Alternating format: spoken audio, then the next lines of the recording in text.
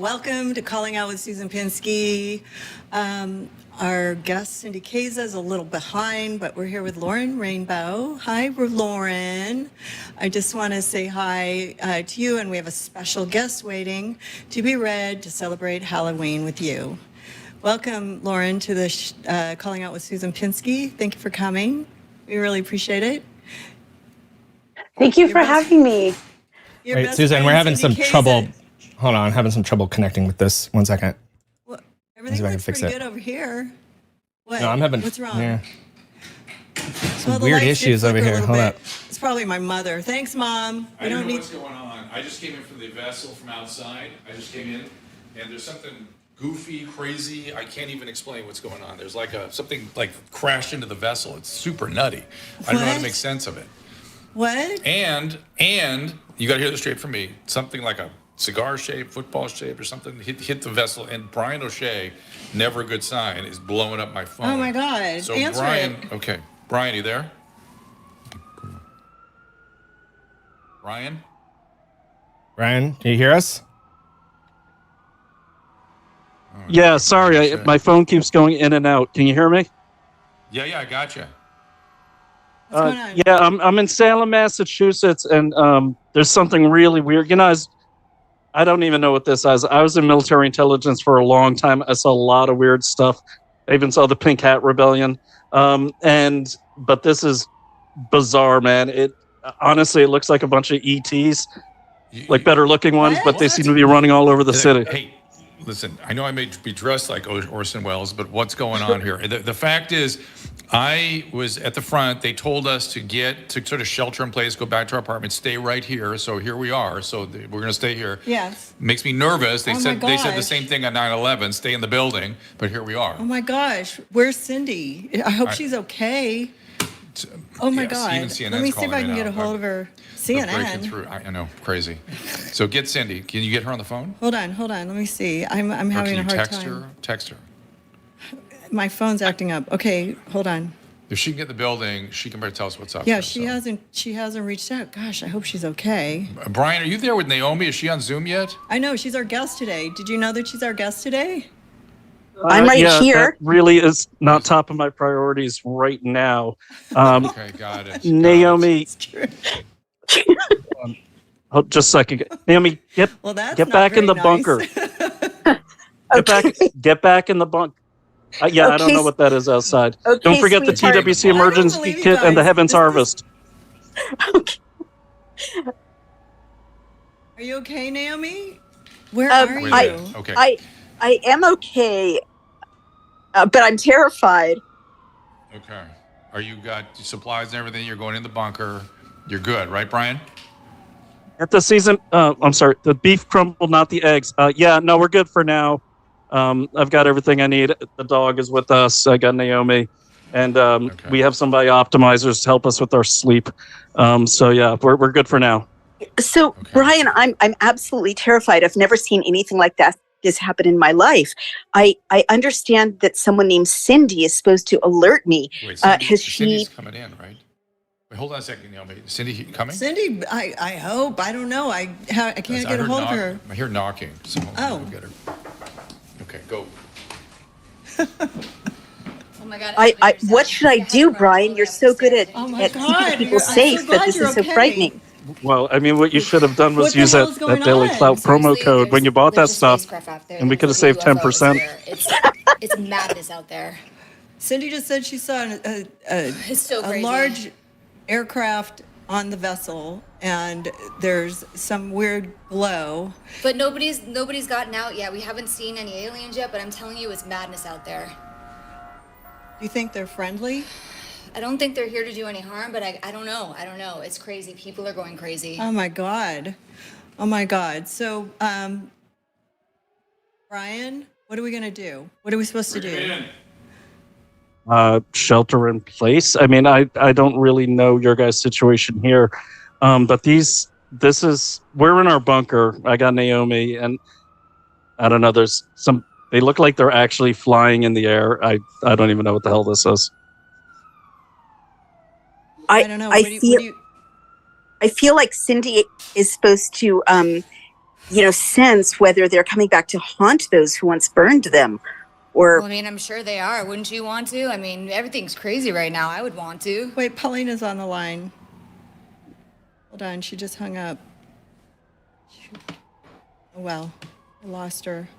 Anyways, I'm really concerned for everybody, and I just want everybody to find a safe haven and also understand that we're under attack at Hudson Yards, and we're also looking at some flying objects in Salem, Massachusetts. So I'm assuming that they're...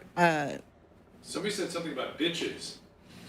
oh yeah, well, honestly, now that I have heard that Cindy thinks these beings are coming back to haunt those who once burned them, I just want to express that I'm fine, and I want to check that my husband's okay. Honey, are you okay?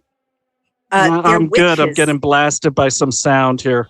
Okay, they're witches, sweetheart. I saw it on Fox News. The witches. They're witches. They're witches. The witches have taken over Salem.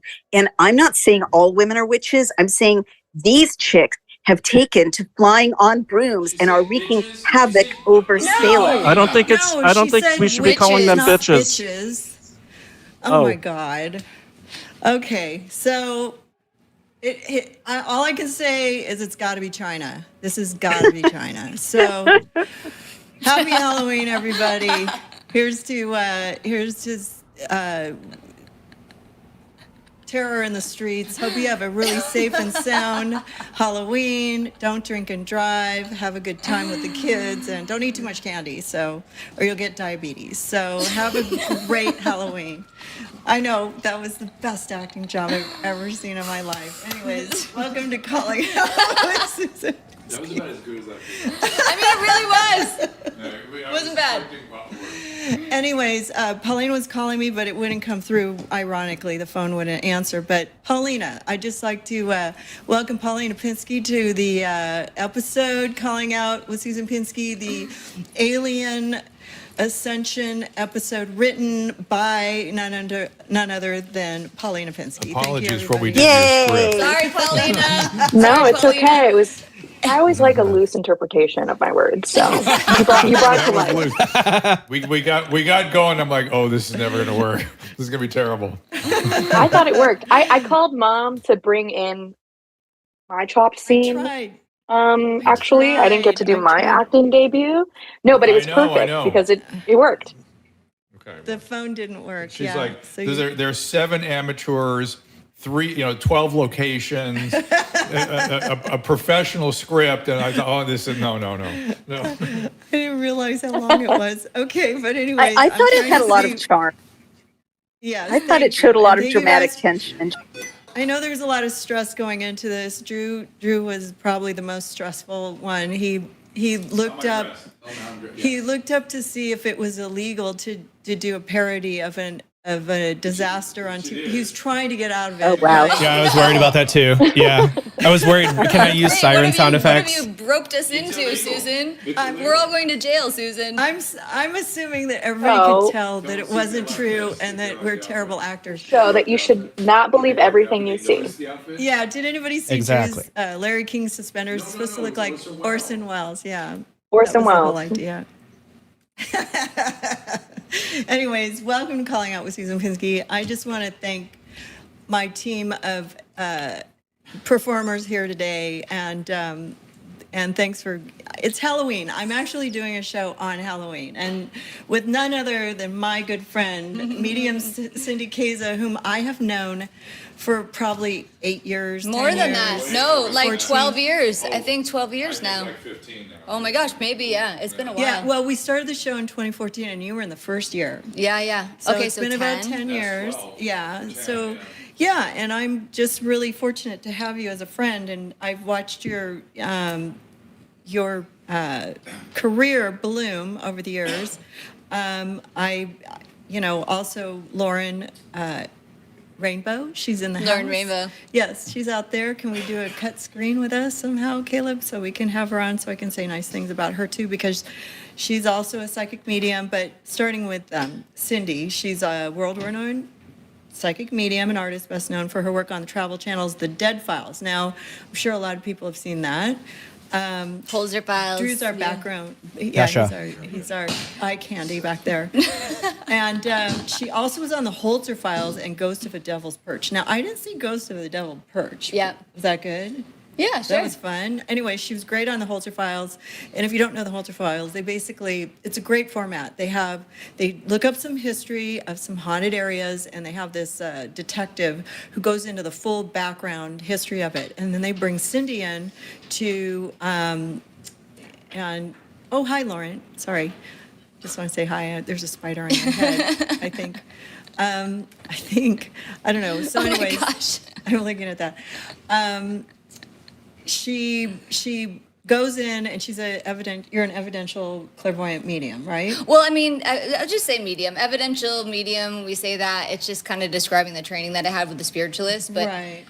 Just say So medium. she goes Yeah. in, she sees like people dying or bad things that happen, and what's really crazy is that she's always spot on with whatever the history is that they found in these houses. And you haven't seen the Holzer Files yet, I would definitely watch it. It was one of my favorite shows during the Susan. pandemic, and also before that. But I like the way they format it, and they actually use psychics in a way that it's just so informative. And there are haunted places in the world. Absolutely. And I kind of creeped her out a lot, but she does get a little bit creeped out sometimes when stuff happens. But because I asked you. But anyways, she travels around the world now, providing people with evidence and messages from the other side. And you can check her out at her website, Medium Cindy Kaza, and that's Kaza. And then she travels to India and Indonesia and all over the place and works with shaman. And the last time she was on the show, she showed us the dead corpses that people keep in their living room, which I found to be really interesting if you want to see the previous episode. But she likes that kind of thing, and I appreciate that about her. And then also, Lauren, I want to welcome you. She's a new face to the show, Lauren Rainbow. I had a psychic reading from her recently. Hi. And she's quite profound in her mediumship. She brought through somebody that nobody knows about. And she is internationally also known as an evidential psychic medium, spiritual teacher, best-selling author, and sacred travel guide. Not only has she developed best-selling mediumship training deck, but she also leads people to retreats and connect with sacred sites around the world. That's what she and Cindy are doing together. So if you want to go to a sacred site somewhere around the world, they put a little travel kit together for you. For more information, find her at laurenrainbow.com. Very straightforward. They got the right, what do you call it, Kaleb? The .com. Yeah. You go to .com. I had to buy mine back. I let it lapse by mistake, and somebody bought my syndicated.com. Then I had Oh to my pay like God. $3,000 to buy my name back. Jerks. Witches. Yep. So terrible. Oh yeah. Anyways, I hope you guys were entertained by that opening. I don't know. I won an Oscar. You actually did really well. I don't know why I'm election postponed. Somebody just said something just popped up on my screen. Anyways, oh God, I hope that's not true. Anyways, we have a brilliant guest to be read today, but before I mention her, I want to mention her male half, who is a really good friend of mine, Brian O'Shea. Let's bring Brian on. He's not going to be getting a reading today because he's letting his wife have it. But anyways, Brian, can we see Brian? Is he alive? He's there, but he's using his photo. Oh, hi, Brian. He How's it going? He has There we a go. vast knowledge of global intelligence. He's the host of Investigate Everything, and you can find him on Rumble and Substack. You can find him at the Daily Cloud, and also he did 11 years active duty, and he also likes to scare the shit out of me with China. Oh my So God. That's why all the roads lead back to China. It was a joke, okay? I know everybody thinks I'm silly, but yeah, we are now friends. I can say, maybe not after this, but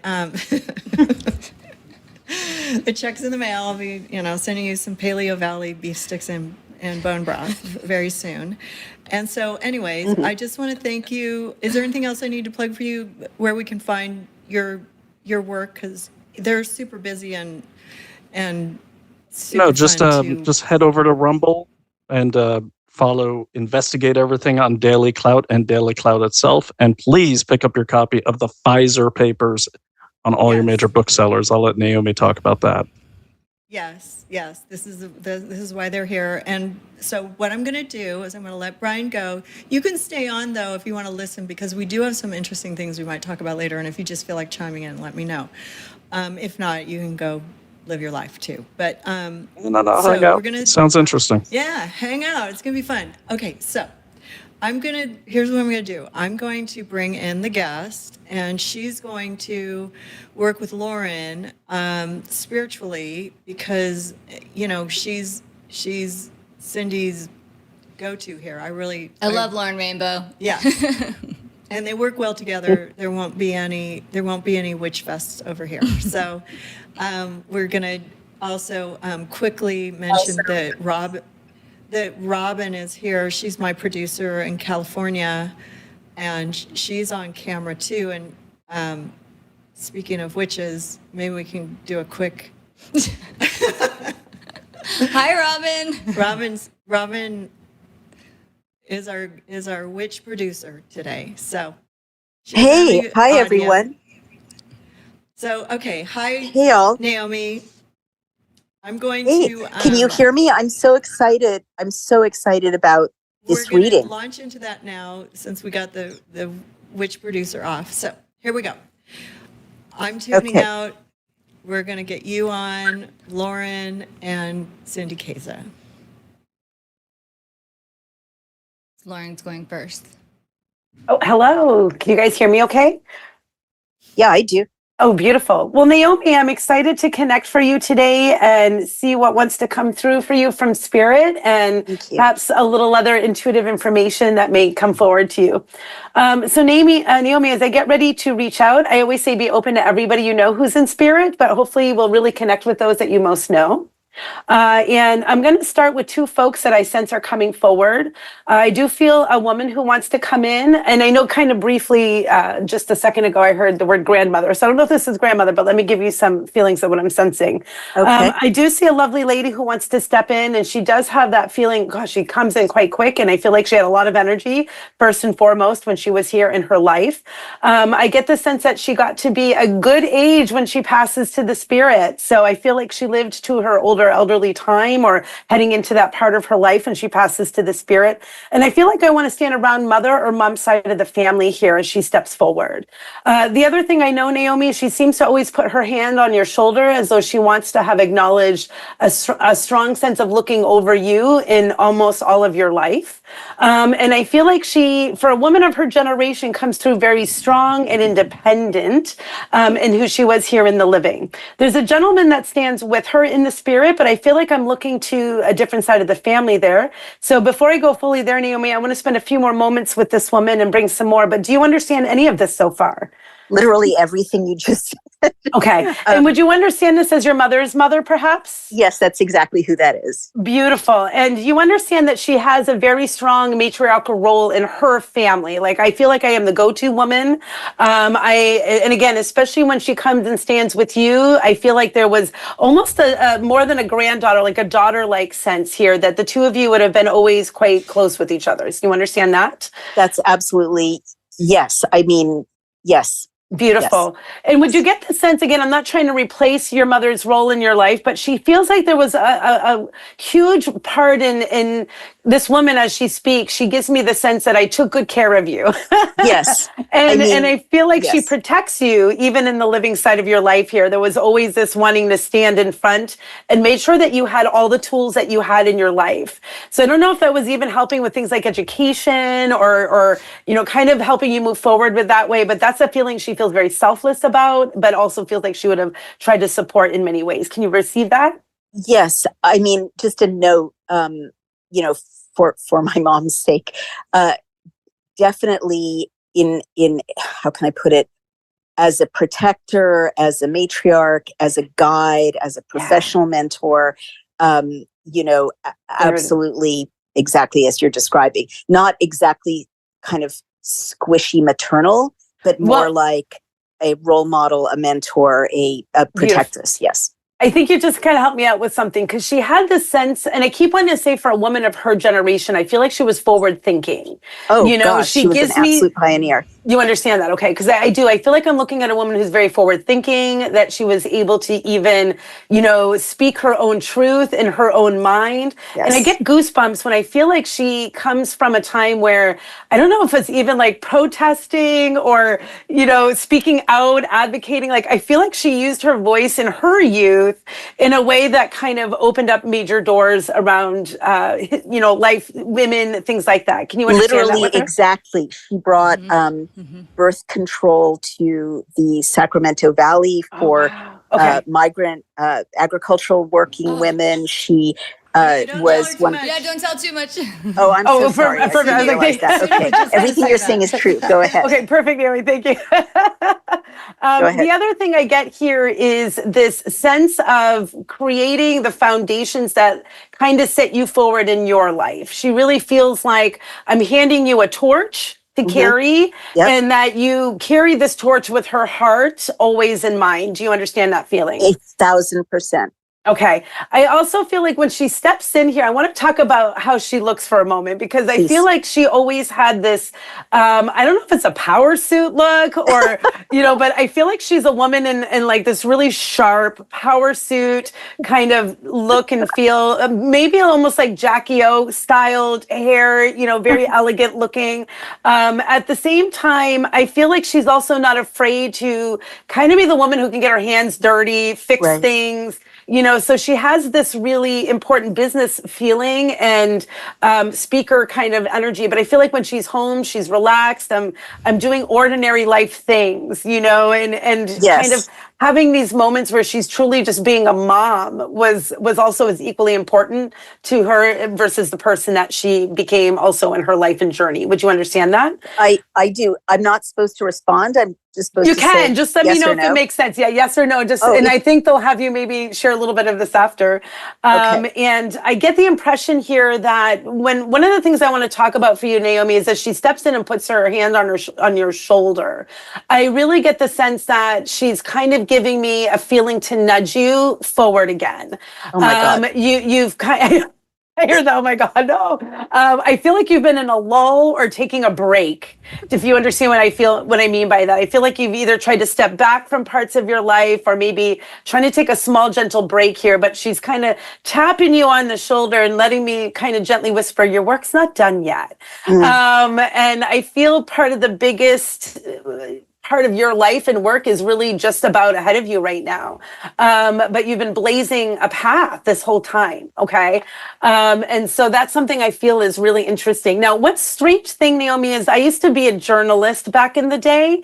And she keeps showing me like the old fashioned journal news, the little news books that journalists would carry where they're writing their little notes down. She shows me one of those little tiny skinny notebooks.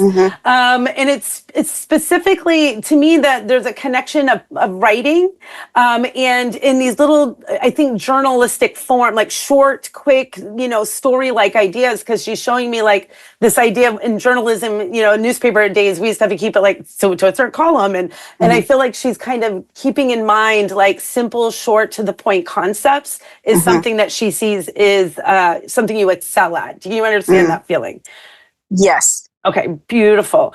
And Cindy, are we double linking? Or are you checking in on do I throw this over to you? No, go ahead. You're on a roll, so go ahead. Yeah, I didn't know let me know if you want to step in on any of this, because I know Cindy probably has a few feelings. But the other feeling I want to share real quick also is I feel like there's a gentleman that stands with her in the spirit. So I'm not done with your grandma, but I want to understand this other gentleman real quick.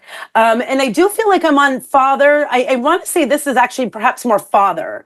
or a gentleman who comes through on that side of the family. He feels a little bit younger in the age that he passes Naomi, 60s, maybe 70s, an earlier elderly side.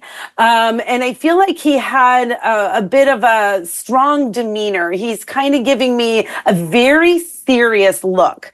Like I think he could be lovingly intimidated, but a very intellectual gentleman in many ways. And he lights up his chest. So I feel like I'm looking at struggles around the heart with this man as well. Can you understand any of that so far? I mean, there's an intellectual father figure in my life, but I was not aware of problems with his chest. Excuse me, at least physically. When he passes to the spirits. We don't know about that part, but do you know it's an illness passing? Do I know his illness? He had Parkinson's. I'm sorry, Naomi. No, I meant, do you know that he passes from an illness versus other forms of passing, like an accident of some sort? I mean, he passed from an illness, but he was incredibly old. Okay, so let me give a touch more here. If I just want to make sure we're talking about the right gentleman, would you understand if he was on the older side? He either looked mostly well for his years, or had aged, I think, more gracefully. Can you receive that from him? Can I just ask you something? There's someone in my extended family who is a father figure who did die of a heart attack or heart damage. Okay. He died somewhat older than you described, but he could have been giving you a serious look. Those are the only two people I can think of. Okay, so I'll bring a little bit more, as long as you can start to flow where I'm going here. And sometimes the age I try to give their exact age, but they look sometimes younger than they. You know what I mean? Right. But the one thing I know, this gentleman feels heavily intellectual. Even the way that he's sitting here is almost like he had a very laid back, like I can feel him sitting back in a chair. I've got suit pants on. I've got my legs crossed, but I feel like I'm really, always with my head in a lot of different ideas and concepts. And I feel like a lot of pressure sits on him. Big decisions to make, or I don't know if I'm leading corporations, but he feels like a lot of pressure weighed his shoulders down, but he takes it so calmly. Can you understand that? I mean, elements of what you're describing could be someone I know. Okay. And I'll try to, do you understand a Bill William connection?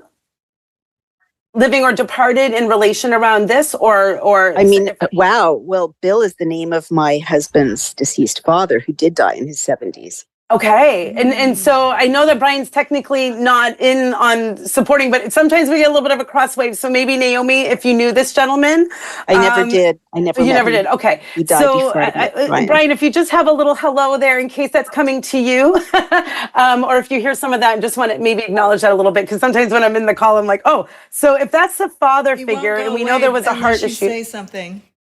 He won't go away until you say, he won't go away until you say, hey, yeah, that's my dad. Okay, so hopefully. We'll try to hold him back a little. Still there? I'm still here, but knowing my dad, he wouldn't respond to me even if he is there, because he like to play tricks on me. So. Okay. Well, is that the serious look, Brian? Was he kind of, because the way he's sitting here in the corner, is he looking at me like, yeah, let's see how this goes. You know what I mean? Yeah, that sounds like him. Always serious look, furrowed brow. That's Bill O'Shea. Yes. Okay. And lastly here, if I can, so we'll come back to Naomi's grandma, but can I just take a quick second? Brian, thank you for receiving him. Would you understand one last piece there, the heavy decision maker he had to be sometimes? All the time. 9 kids and 1 stream of income. Okay, so I thank you for taking a moment to be here with Bill. I just want you to know that he's lovingly proud of you, and he keeps giving me a sense of not being able to always communicate that, but at least wanting to drop in real quick and say that he's quite proud of who you are and where you've gone in this world. Can you receive that? Yes, definitely. Thanks, Dad. Thank you, Brian. Hi. Come on over. Thanks, Emily. You never know where it's going to go with Spirit. Naomi, I'm coming back to you with your grandma. I just can't believe what I just heard. Does that make sense, though? You never know where Spirit's going to take us sometimes. And I always say, if you're on the call, you're fair game to them in many ways. But when I come back to Naomi here with you and your grandmother, who was very patient with me, by the way, for stepping away for that. I think Brian's dad. Oh, yeah. Very patient with them. I want to talk briefly as we come back to your grandmother Naomi here. One sense that she kind of shared with me is being the guardian in your life from the spirit world. Yeah. So I feel like, well, we have many spirit loved ones up there who guide us and sometimes just come in to say hello. The way she stands with you and has been since her transition, I believe, is a real sense of, I'm here to be your guardian. I'm here to bring the inspiration. As we talked about her giving you the torch earlier to carry forward for her with so much love and grace. I feel like she was so brave right until the end of her journey in life, if you can see that. I think she was quite lovingly surrounded with family as well before she left this world. Is true. Yes. That's very true. And at the same time, it feels like we are a modest family, you know, maybe not super large, but there's still enough people around her that she felt supported, but not overwhelmed. Because I feel, if you understand, the last parts of her life, she wanted very private. Can you understand that? Yeah. Or more just family connected with her versus, you know, being around a lot of people. She was very old when she passed. She was 99 when she passed. Yeah, well, I was going to say, there's this end of lifetime that is on. Remember at the beginning we said she was on her older side. I think she did quite well, Naomi, most of those 99 years, by the way. Yes. I think she still had a reasonably strong mind about her. Yes, she did, for sure. And she sits here very small, though, in the end of her life. She's a tiny human. Yeah, yes. I was going to say, she's got a petite, small feeling, and I still see Miniature. glasses. Oh, I'm sorry, yes. No, she's just a miniature person. You get that. And I feel like she has these funny little glasses on her face that I don't know if her eyes were a bit the more challenging part in the end, but she feels that people were always checking in. She had just the right family there. And I think in the end, it's really just old age here for her. It was a peaceful transition. And at the same time, she gives me like this energy over her heart that says, I'm not exhausted anymore. Oh, wow. Good. So I feel like she was quite at peace when she left, before she left this world, feeling a bit of accomplishment, by the way. And was your grandfather, her partner, either sometime removed before she passes? Yes. Had he gone quite some time before? Yes, he had. Yeah. And she missed him very much. Yeah, the rest I feel of her like life. she missed him, but she did in her later years. I feel like she enjoyed the family and being kind of out and about in a different way. Okay. And the other piece I feel is she got to travel, this woman. Is that true? I'm not aware of extensive travel. Some. Okay. I don't know if it's around the country, but she talks about travel. And I feel for you especially that this is a must. So if you travel yourself a bit or feel like a desire as you go into the second chapter of your life to bring more elements of that in, I feel she's like, take me with you, you know, bring a charm or something of hers to bring her essence with you where you go. And a last piece here I want to kind of check in with is I feel like I'm looking at some sort of a necklace that you may have of hers. And it seems not like a stone, but some kind of a silver pendant. I don't know if it has some carving in it versus like a diamond. Do you understand anything that she's showing here? I mean, I don't have something like that from my grandma that I can remember, but I do. I did send away for a what is it called? A miraculous medal, which is an engraving of Mary that I felt in silver, that I felt very conflicted about because I'm Jewish. So I don't know if that, she's letting me know that it's okay to. Well, it's interesting because the way she showed it to me, it was kind of like, it was very clear to me. I'm looking at a medal with scripture or inscribing versus a stone, like someone's diamond that was given, and she felt like this is not only to me, I feel this is a beautiful thing. To bring into your life. But I think when we leave spirit, I feel the walls of religion kind of melt around. Interesting. And we all be kind of one, and whatever draws you for love and joy, I feel like they'll honor their original traditions. Like I always say, if a nun's the nun in the living, and she'll come through that way in spirit. But I feel like the walls of that melt away, and it's really more about what brings you love and security in your life. Okay, great. All right. Let me check in if there's anything else I feel that wants to step in here. I have one more piece. Mom is still with us. Is that right? Yeah, thank God. Her daughter is still here. Yes, Yeah, right? she is. I mentioned you said something about your mom, and I don't know if we knew that she was here. I feel like I want to surround her with the essence of love as well. And it feels like whatever this your family, your mom's side has a lot of strong. Sometimes we look at the ancestral history here, and I feel like you're literally bred into the blood system with empowered women that go back even beyond her generation. Yeah. I'm sure that's true. And I feel like there's something to acknowledge and honor that sense of our woman's heritage in this family. And I feel like while your mom is still here, I hope you know they're going to be sending her lots of love and energy as well. But keep that strong feminine tradition alive and well. Okay. All right. Okay. This all makes perfect sense. Oh, that's beautiful. Let's see if Cindy has any.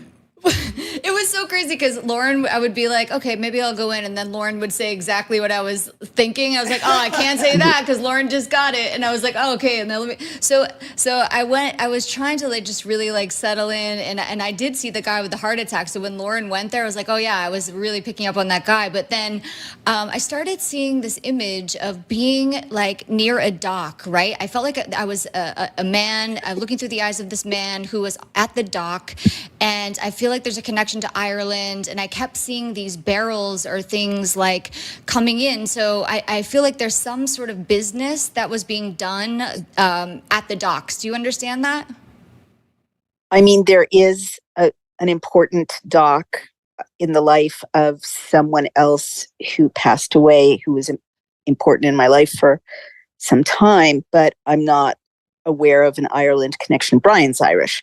I'm not aware of an Ireland connection with his other man or barrels related to a business. But he had a sailboat, and we used to spend the summer sailing on docks. It wasn't that. It wasn't, because it was definitely like some connection to being Irish. So your husband's family is Irish. Okay, so maybe I was just still kind of on that side, right? Because it was like I felt like I was in New England. Or I'm sorry.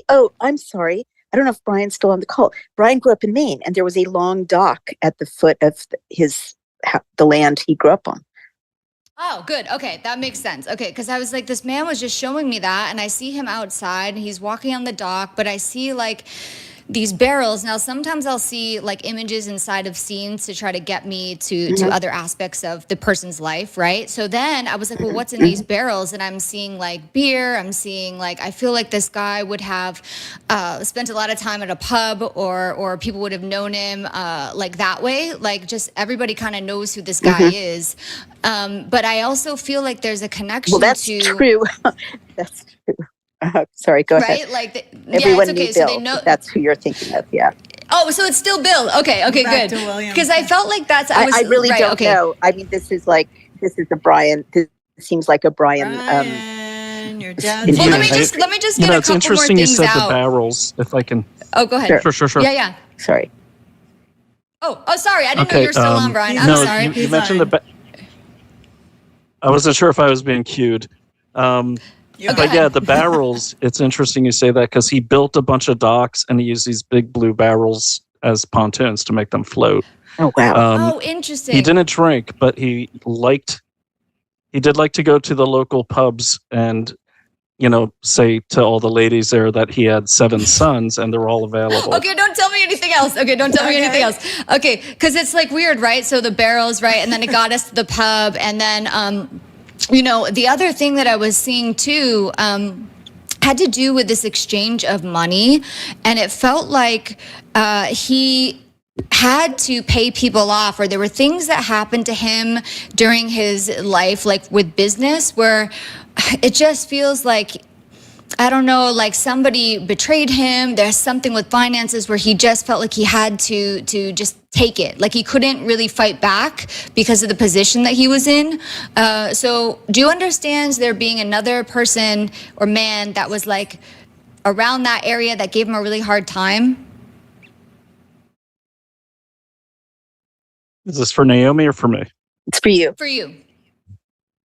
No, but he did deal with a lot of kind of guys in Brooklyn and the Bronx. Go down there and get like a van It felt load like of almost like stuff to mafia sell. or something.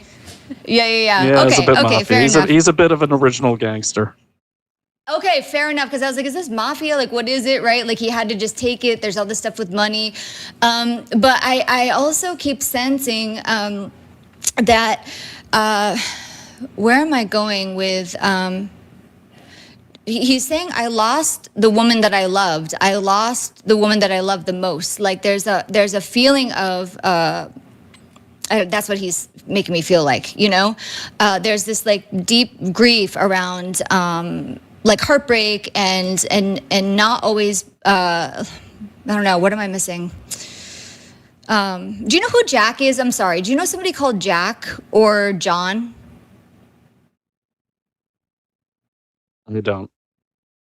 No. Okay. Because what I just saw was these cards. So I was like, was it the name Jack? Because I saw like the playing deck cards, and then I saw like the card, like the jacks, and then I kept like I was going into the story about like love, loss, like pain, grief, and then I saw these cards coming out. So I'm trying to kind of understand like Pictionary, charades, and telephone.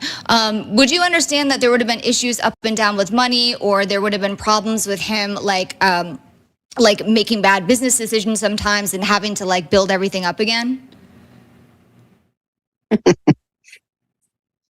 So you shouldn't laugh, Naomi. I'm sorry. Yeah, well, he did decide not to pay the IRS for like the first, before I was born, and that's how we ended up in Maine. But wait, I did, you mentioned the grief and the loss, and certainly he was a one-woman guy our whole life, to my mom, who still lives. But he was very close to my brother, who I believe did have a playing card tattoo. He died, unfortunately, of a drug overdose.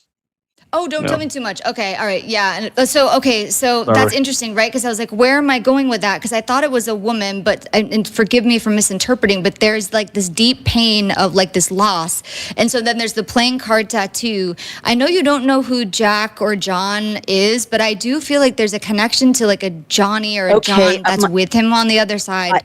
I don't know if we're getting all tangled up here, but my father-in-law is John.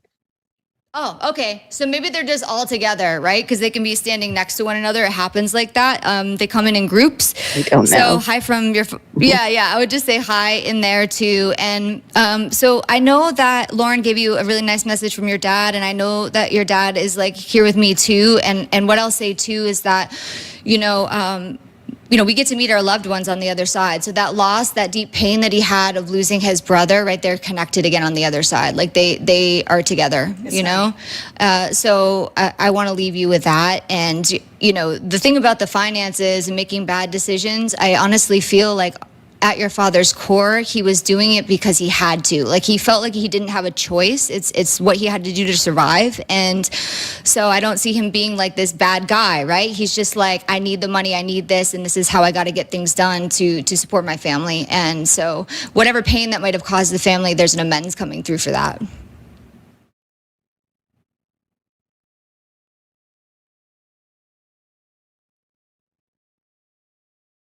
Sweetheart? Oh, Are you okay? Oh, was that for me or for Naomi? I'm sorry. Yes. That's for you, sweetheart. No, my dad was great with money. But again, I guess the bad decisions he made is with so many kids, you're going to have a few black sheep, and he'd always dump some money on them to kind of pick them up. And it was always a bad financial decision, of course, throwing good money after bad. And I'm sure he regrets that. Mm-hmm. Yeah, that's what it means. Like he felt like he had to do it to take care of the family, right? So whatever support There were 7 is of there. you? 7 boys and 2 girls. 2 girls. 9 kids? Wow.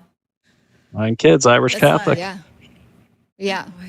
And I just wanted to add one more thing to Naomi about, I think, I think it's with your grandmother, but as Lauren was talking about how she was an advocate for women's rights, and you were like going into talking about how she helped all these women, I kept seeing her deep connection to history. Like she must have been very well versed in history. Specifically, I'm going to the Civil War. I'm seeing her connection to. I mean, she's an avid reader. I'm seeing her connection to. I kept seeing the Underground Railroad, and I was like, where am I going with this? Right, like. There's something, and then I think that was taking me also to her love or support of helping people, who needed help, like helping minorities, helping people get access to things that they needed. She wanted things to be equal, right? Like she wanted people to have access to all those things. And then I was seeing like Susan B. Anthony, and I just know that really, and for your grandfather too, it's like she couldn't have picked a better match because he let her be her, right? I feel like he let her be her. Very true. And that she was very powerful, right? And then I kept seeing her standing next to a daughter. So I feel that there would have been. Do you know if she lost a child quite young, or there's a connection to? I just see this daughter that's with her. Not aware of that.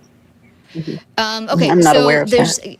Yeah, that's okay. So sometimes, there could be loss of a baby or a miscarriage, but it actually felt like a younger, a young girl who was around 11 or something. So forgive the misinterpretation, but I'll leave that with you, and just sending a lot of love from your grandmother too. Yeah. Yeah, it wasn't really unusual Wonderful. for our grandparents to have miscarriages and stuff like that back in the days. Like, and they always somehow say that they're connected on the other side with the baby, and they're they found love, and it happened a lot in my family as well.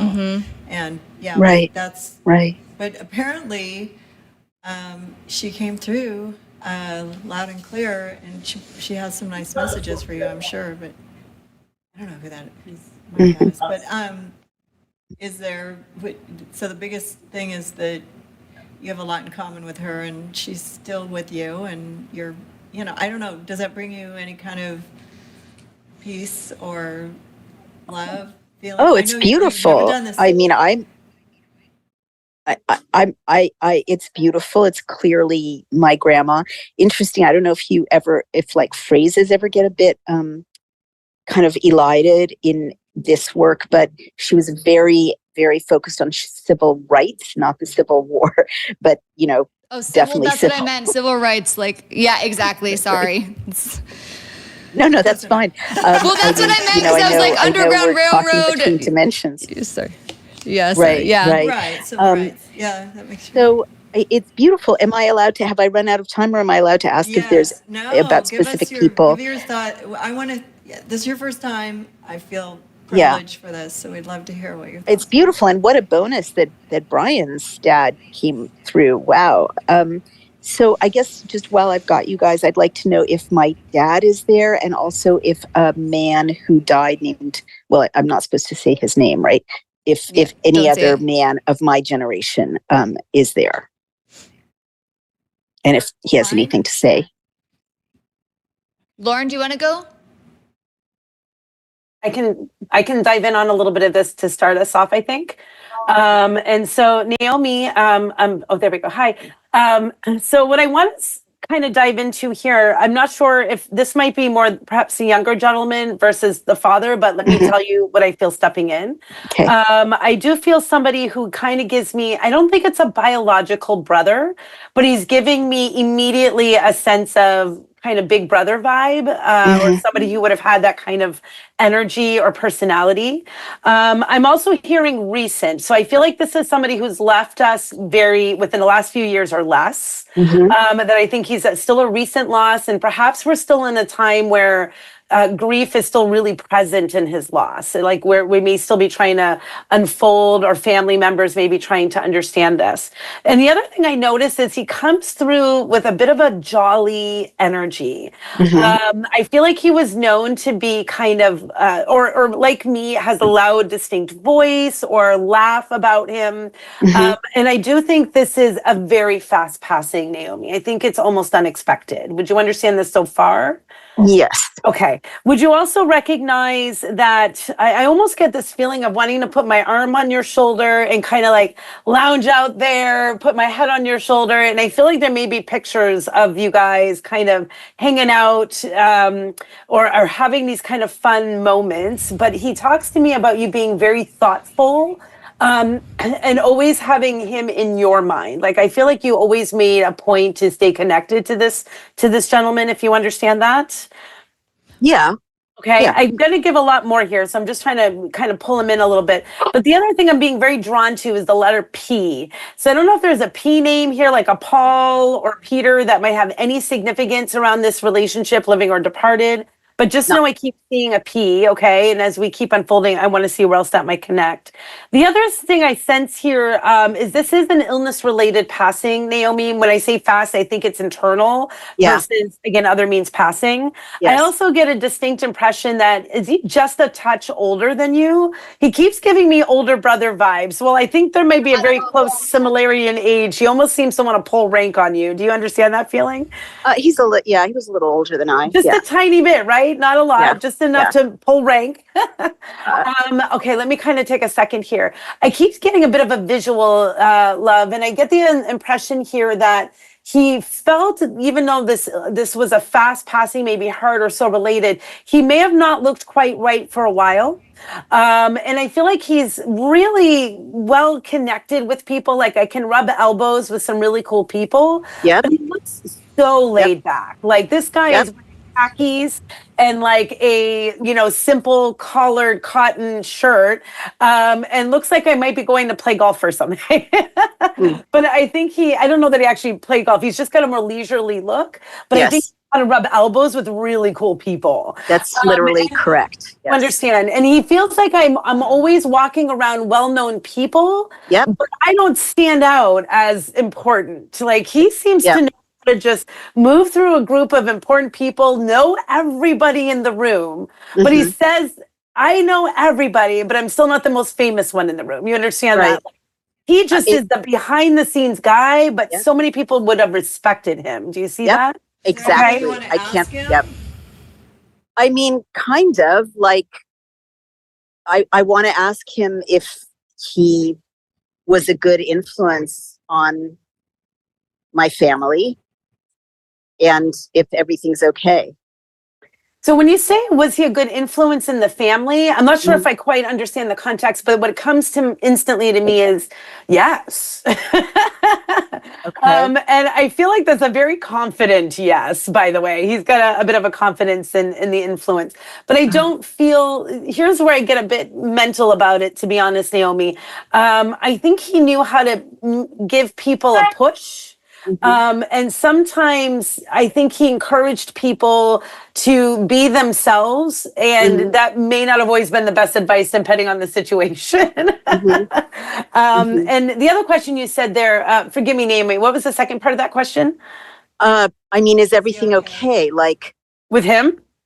Yeah. Oh, yeah. Here's the thing. I feel that when he left this world, it seemed, for his years, still premature for him. Yeah. I feel like I left this world and there was a mess that was left behind in my life. You understand that? Yeah. And so when I look at it this way, I feel like a mess was left behind in my wake. And I have to be honest, there's a bit of an apology there. Because I think he was a clever guy. And I feel like he says things outwards, but had a lot of secrets inside. Yep. And I feel like when he died, that a lot of that, I almost swore, a lot of that stuff came to the surface, if you understand that.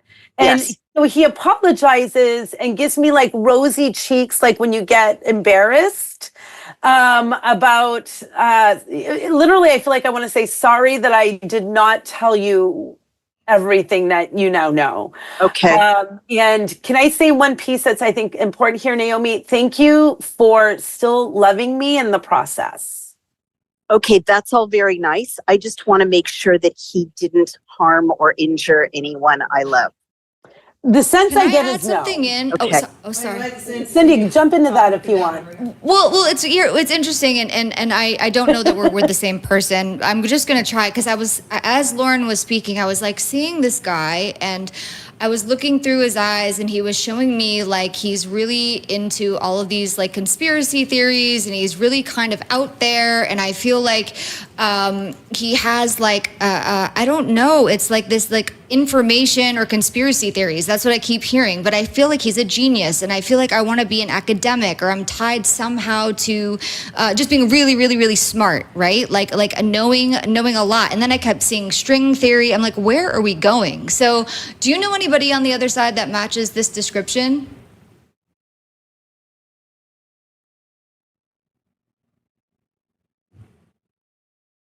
Naomi? You lose her? Did we lose her? Oh boy. Ghost. Oh, here she comes. Sorry, I got kicked off for a minute. Go ahead, please. Oh, sorry. Okay. Did you hear the first part that I said? I think you might have been off, but No, I got kicked off. You said you were seeing this guy, and that's the last I heard. Yeah, no, I was seeing this guy, and he was showing me, I was like looking through his eyes, and I was surrounded by all of these books, and I felt like he was highly, highly intelligent, like educated, really smart. And then I kept seeing conspiracy theory. And then I was looking at string theory, and I was like, who are you? I was like, who is this guy, right? But I felt like his mind, like he knew a lot of things. I don't know. He had interesting ideas, right? Like and so I know that he must have had some connection to, I don't know, digging into government things or trying to, and so there's like this tie-in to like maybe barking up the wrong tree sometimes, or having ideas that maybe weren't in his best interest to have. And then I'm seeing all these documents, like I'm seeing like these papers, and I feel like the papers, like I'm hearing burn the papers, burn the documents or something, and I want to put him in a shredder or something, but I keep seeing. Did he die of natural causes? He did. He died of natural causes. Go ahead. But there's like this part of him that it's like, I don't know. I'm like, are you CIA? Like, what are you doing? Who are you? You know? And then, but then I'm like just seeing the way that his mind works and the things that he dug into, and how not always like, you know, the best things. Do you understand that part? Kind of, yes. But do you have letters from him, or all these documents, like these papers? I don't, here's what I'm seeing. You know, when they have documents and then things are redacted, right? Yes. It's like, I'm like seeing these papers, and I'm seeing the black things are redacted. I'm like, well, I don't quite know what I'm looking at, but I see these papers. And so I know that whatever he was into, there had to be secrets. There had to be things that other people definitely didn't know. But I don't think that your family's in harm, like in any way. Yeah. Well, he's dead now, so they're not in harm. But were they harmed? Was anyone I love I don't harmed? see Not that. just my family. Okay. No. All right. Thank God. No. Okay. Good. No. Good. Okay. Good. I mean, is there anything else he wants me to know? You know, in this lifetime, is he? You know, I don't know. Is he okay? Like, he died so young. I think he's fine. Yeah. Yeah. Go ahead, Laura. Okay. Great. I was going to agree with Cindy. I think he's at peace, but I will say this. Thank God. And I think, because Cindy, you're picking up on some things too. When I saw him in like a room, it felt like I was around like, you know, important, not just like actors, but like either politicians or military. I kept feeling military with him for some reason. Yeah. And I have to tell you, I think he carried a lot. It's the secrets. I think he carried such a weight of secrecy in his life that I actually think he seems more relieved in spirit to not have to hold this in anymore. Okay, good. All right. No, you've answered all my questions about him. And lastly, I mean, I know I've probably come to the end of my time, but just before I let you go, does my dad show up at all? Is there anything he wants to say? Oh, can I add one more thing for your brother? I promise it's real fast. Sure. Oh, it's not. It wasn't my brother. It's not my brother. Oh, okay. I thought it was. That's what Lauren said. Sorry. So what I was seeing was these rocks in a stream, and I kept wanting to tell you. This is from this man. Like he keeps taking me to a stream and rocks, and he's talking about going into nature, and he's collecting rocks. So I don't know, there's some connection to the two of you, where when you're outside walking, if you go out by the river or the rocks, please think of him. Okay, I know exactly what he's talking about. That's amazing. What happened? Why does it make you laugh? What made me laugh? This Yeah. man spent a lot of time trying to figure out how to harness energy from a stream on my property in the country, and how to, Oh. and how to turn it into a source. Yeah, he was obsessed with the stream, and there is a stream full of rocks behind my house, and I know what he's talking about. You Yeah. guys are so spot on. It's crazy.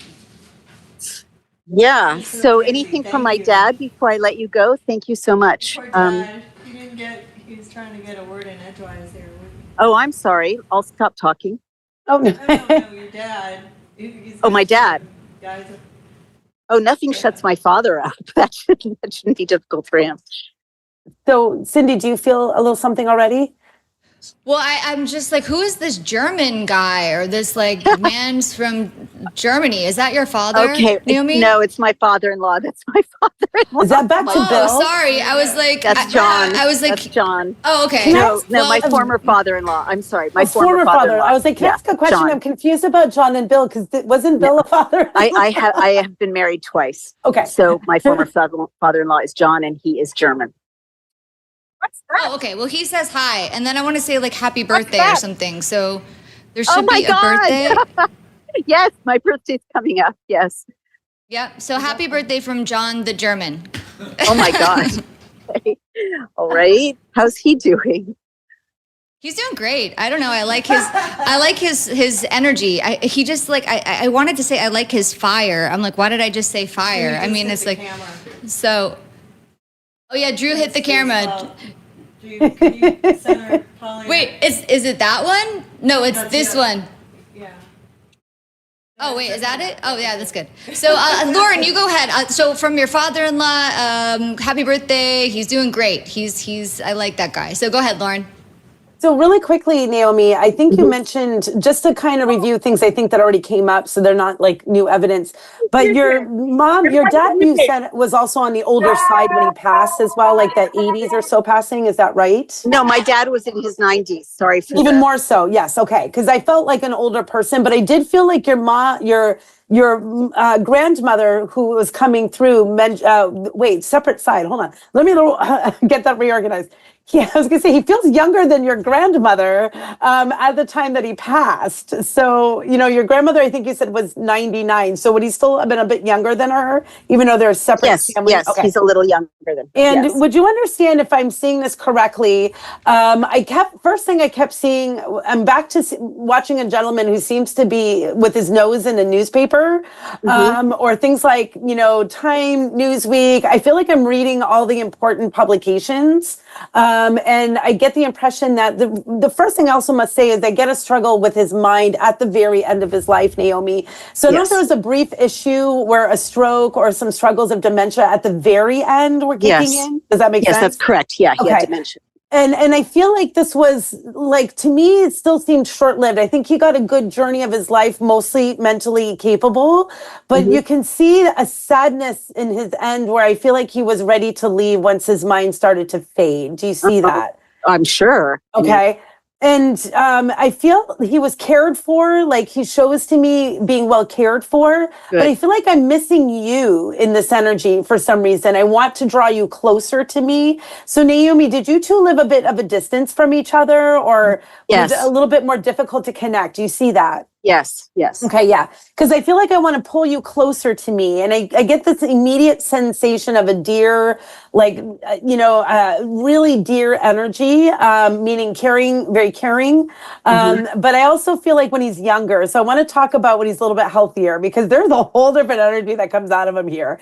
When I step away from his later years with dementia, I feel like as a younger man, he has a very, like, even like late 50s, 60s age.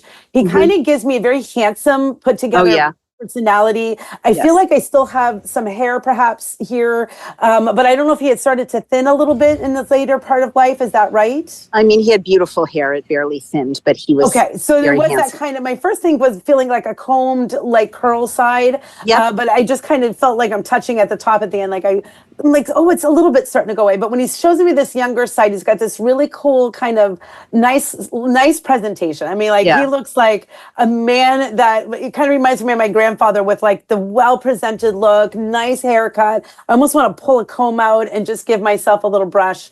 And I feel like he was known for speaking. I don't know if his work kind of was about presenting or teaching or speaking. Yes, but he was a teacher. Okay, beautiful. Yes. And I feel like he speaks so eloquent. Yes. Like I feel like I'm I don't know if this is like Harvard or college professor teaching. He was a college professor, yes. Okay, beautiful. And I get this impression here that I can see him kind of standing at the podium and being not just a teacher, but someone who was well respected for inspiring a lot of people. Totally. Okay. Yes. Is he teaching a bit more on the science side of life or analytics, things like that? It is more like in English or something? Yes, English. Yeah. Weird. Okay, hold on. The reason one thing I kept seeing, and I wasn't sure if this was connected with your grandmother, and I think Cindy touched on this a little bit, was I kept looking at old books from authors from like the 1960s all the way back to like the 1800s. So that was kind of strange. My son just brought his library of old books to my apartment out of storage, like literally. And do we understand having even like a collection of perhaps some first editions of certain things? Or I hope so. I haven't evaluated them yet, but they look, they're from the 19th century. That's very possible. Yeah, he keeps showing me some of these books. I feel like I'm going back to like, almost like Jack Kerouac times, all the way back to like Edgar Allan Poe and, British and other authors there. And I feel like, though, when he speaks, what got me kind of confused about the science, I think he was a very analytical guy. It's funny, I'm an English major myself, and I feel like I remember some of the literature, but I feel like when he speaks or organizes everything, he was so thoughtful about everything he put together. You understand that? Yes. Can you guys hear me? Can you guys hear me? Oh, are we? Yes. Yeah, I'm the host over here. Sorry. In the background. I'm so sorry. Am I going too far? I don't know. I know Naomi's smiling right now. I'm just goofing around. I am, totally. This is amazing. Can I say who your dad is? Yeah, of course. Okay, so I have Leonard Wolf. That's your father, right? Oh my God. Yep. What? No, because I was like seeing beatnik poetry before, and he's a poet. No, Oh, so funny. He's a Romanian-American poet, author. He was a I was poet. seeing that. Translator. He's known for his authoritative annotated editions of classic Gothic horror novels, including Dracula, Frankenstein, The Strange Case of Dr. Jekyll and Mr. Hyde, and The Phantom of the Opera, and other critical works on this topic, which fits right in with my Halloween theme today. So I'm very happy. You screwed up the camera again. Anyways, and he's also for his Yiddish translations of works ranging from those of Isaac Bashevis Singer to Winnie the Pooh. And he's the father of Naomi Wolf. And he was very polite to wait for his spot. So, I don't know. Yeah, it was interesting because something. Because I know we're running out of time. I fear. I mean, I am also running out of time. Go pick up your son. Yeah. I'm gonna fix Oh, can I add just quickly, because I know we know who he is now, and like it's funny because I was like, I was seeing like the beatnik era and stuff, but then I was looking at a starfish. Yeah, right. Born in Transylvania. Wait, I was looking down at the beach, and I was looking at a starfish. Like he was picking it up and handing me the starfish, and then I was looking up in the sky, and I'm like looking out, and I'm seeing like this deep love and appreciation for the ocean, for the sea, like. and I was seeing, all of these what else? I was just going to go somewhere else, and then I was seeing magic mushrooms. I was like, what are we doing with? I was like, are we having some mushrooms? But I think what the point is that he has all this intellect, and he's a brilliant poet and teacher and author and all these things, right? He's also deeply connected to nature. Like he would have been an environmentalist or cared deeply for life, like plants, animals, and so I feel like if you want to look for your father, look for him in the sky, look for him in the stars, look for him in the sea, because he believed we came from nature and we're going back to nature, right? We are stardust. And so it's like he's really, really beautiful person, inspirational, so. Yes, that's true. Yeah, no, that's very true. And he did literally believe that. He literally believed that we would, he was like delighted to go back to the earth eventually. Well, so does he have nothing particular he wants to say? We just get to admire his handsomeness and charm, which is how he lived his life as well. Go ahead, Lauren. I was going to say real fast, I'll say one of the beautiful things I feel about him, Naomi, is this love that he had for family. And I remember at the beginning, he came right in and was like, I missed you, but I'm here with you. And in a different way than your grandmother. Boy, I feel like you're kind of mixed between two souls, where your grandmother's got like that, let's go be bold. At the same time, I feel like your dad's saying, let's go be creative. Right.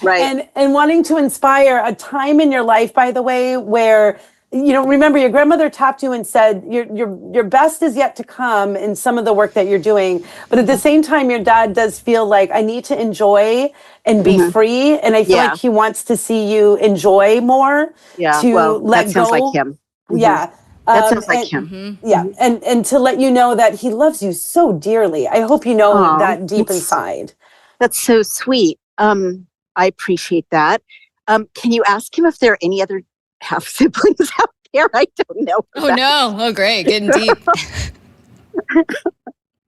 Well, Lauren, you can take that, Lauren. But can I just add one more thing?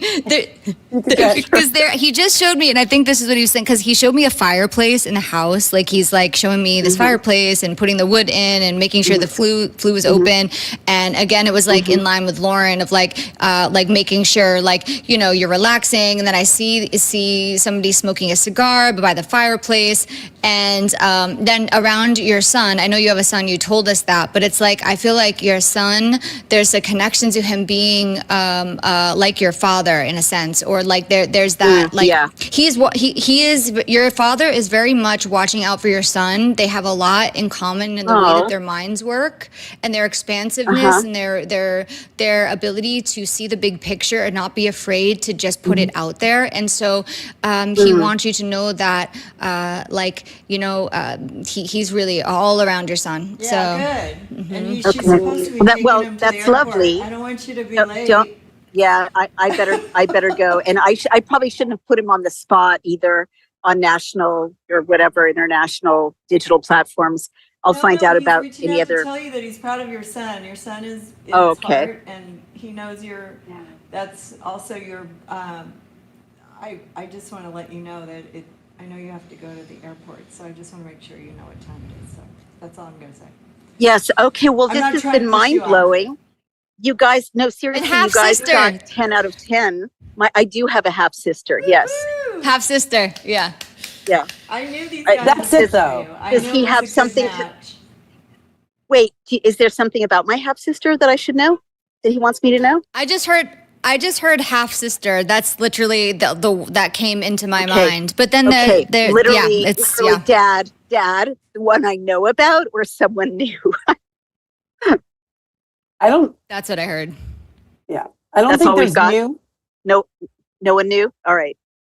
That he's aware of anyway. Okay. Well, God bless him wherever he is. I hope he's having a wonderful time. I hope they all are. And this has been absolutely extraordinary. And it's also definitely made me not fear death, because there's going to be a big party when we all pass, isn't there? Yeah. Mm-hmm. This has been incredible. What a blessing. And thank you so much for, channeling or whatever, being the conduit for Brian's side of the family as well, and all of my beloved people who have gone before. This is just something I'll never forget, and I'm so glad it's recorded, and I'll share it with my loved ones. And you guys are amazing, and thank you, Susan and Dr. Drew and Kaleb and your whole team for making this happen. What an amazing gift! I'm so grateful. I will sign off now, but I'm going to think about you guys and thank you for so long. For coming on. Okay, and thank sharing you. your Thank history you all. and Happy the love of Halloween. your family. Bye-bye. Thank you. Woo, you guys. That was really fun. Okay, I'm trying to figure out which mic this is. Okay, we want One of Susan's mics might be muted. We're Is getting that a one? signal. Wait, is that one? Okay, let me see. Okay, I think we have the right ones on now. Okay, No, it's I'm trying Susan. to play tech person. It's I still Susan. can't, I still You're can't muted. hear from yours. How is that? No, it's Better? yours isn't. Susan. Tap on yours. Yeah. It's muted. Oh, for Christ's sake. Do you want to borrow mine? Well, I have this one over here. Hold on. How's this one? That's working. Yeah, I don't know why my mic went out. hi. It's pretty funny. You mean I've been yelling across the room this whole time? I've been texting and prompting for about 20 minutes. So. Okay, I don't know why it When went she out. It kept was saying, working hi, fine when we it's the host started. of the show, I could barely hear Right, that. that's what I was saying. It's like they don't know Oh your my host. God. It was on earlier They're all though. on. So, All yeah. the mics are on, so I don't know what the It's problem the is. aliens. So Yeah, our skip, aliens, our yeah. skip became a reality. Wait, I think it's this one. No, I don't hear it. It might be unplugged. Oh, that's so fucking weird. Okay, anyways. Sorry, you guys. Sorry, I didn't mean to cuss. Anyway, so we're back. I have another mic here, thank God. Whew, that was a lot. There's a lot of Naomi family members out there that we're waiting for you. And meanwhile, Brian's sending me all this information via text about his family. And right in the middle of it, he also mentioned that his father was part of the Underground Railroad. Underground Railroad. So, yeah. It was like connecting in. It was connecting in. you're picking yeah. up on that as well. So, we're going to take a break and then come back. I don't know if Paulina's still with us. She's still here. Is here. Okay, she's next, and we're going to quickly take a little break and then come right back and talk to Paulina. Joint and muscle pains are exhausting and frustrating, but I've got a over-the-counter medication I want to introduce you to that provides great relief using the power of, check it out, chili peppers. Capsidin is made with a proprietary formula that contains no non-steroidal anti-inflammatory agents, no opioids, no anesthetic or steroid, nothing, no chance for addiction, no side effects. No chance it's going to interact with other medication you might be taking. Capsidin contains capsaicin, which is the substance in chili peppers that burns your tongue. That gives you that burny feeling. And of course, I've recommended capsaicin creams to patients over the years, but other capsaicin creams burn your skin. That's what makes capsidin so unique. In clinical trials, capsidin has actually been demonstrated not to burn. I've been using Capsidin to relieve my pain in my hands and my wrist from carpal tunnel syndrome and arthritis. The results have been amazing. I use it every day during my show, and I highly recommend it. Get the pain relief you need from various sources, even backache, sprains, bruises even. Order now at capsidin.com/Drew to get a 15% discount plus free shipping. That is CAPSADYN, capsidin.com/DREW. The Wellness Company knows that taking charge of your family's healthcare is a top priority, and that is why they are constantly innovating to deliver the products and services to help you be rationally ready for an emergency. They've added a medical kit for kids to treat over 20 childhood illnesses: nausea, vomiting, allergies, asthma, bioterror, God forbid, croup ear infections, lice, and more. And you can also order the kids kit with an EpiPen. Carefully sourced, great price. If there's a risk of anaphylaxis for your kids, you want that EpiPen. That can be in all kits, each customized for a different purpose. It comes, of course, with a telemedicine consultation and a guidebook, and you can replenish the meds up to 2 years after the date of purchase. So go to drdrew.com/2WC for 10% off any medical emergency kit or supplements. That is drdrew.com/TWC. Oh, here we are. Oh, wait, we're back. We're back. I had to go to the bathroom. Okay, so I wish we could have seen her face because I love to see the response to people when they really get, they get the messages that they want and stuff. So, hello, beautiful girl with a face Hi, that Paulina. moves. Welcome. Calling out. This is our script writer. She is a brilliant writer. I have a personal connection to her. She she's written a book, It Doesn't Have to Be Awkward, Dealing with Relationships, Consent, and Hard to Talk About Stuff. You can find her at paulinapinsky.com. She's a writing coach and also does comedy writing classes at Columbia University in the summertime to high school kids. She's been doing that for a few years. You can find her on Instagram at Paulina_Pinsky. And she coaches writers and has the Artist Way classes. Oh, cool. Yeah, so if you want to learn how to write like Naomi Wolf, call Paulina. So, and Paulina, she's a huge fan of Naomi Wolf. And I thought it'd be fun to have another writer on today. But what'd you think of that, Paulina? Like, geez, can you believe how many Well, first of all, it was spirits really came fun. through? It was really fun to see you try to articulate my bio. Like, what does she remember that I do? All my jobs are made up, and you did a great job.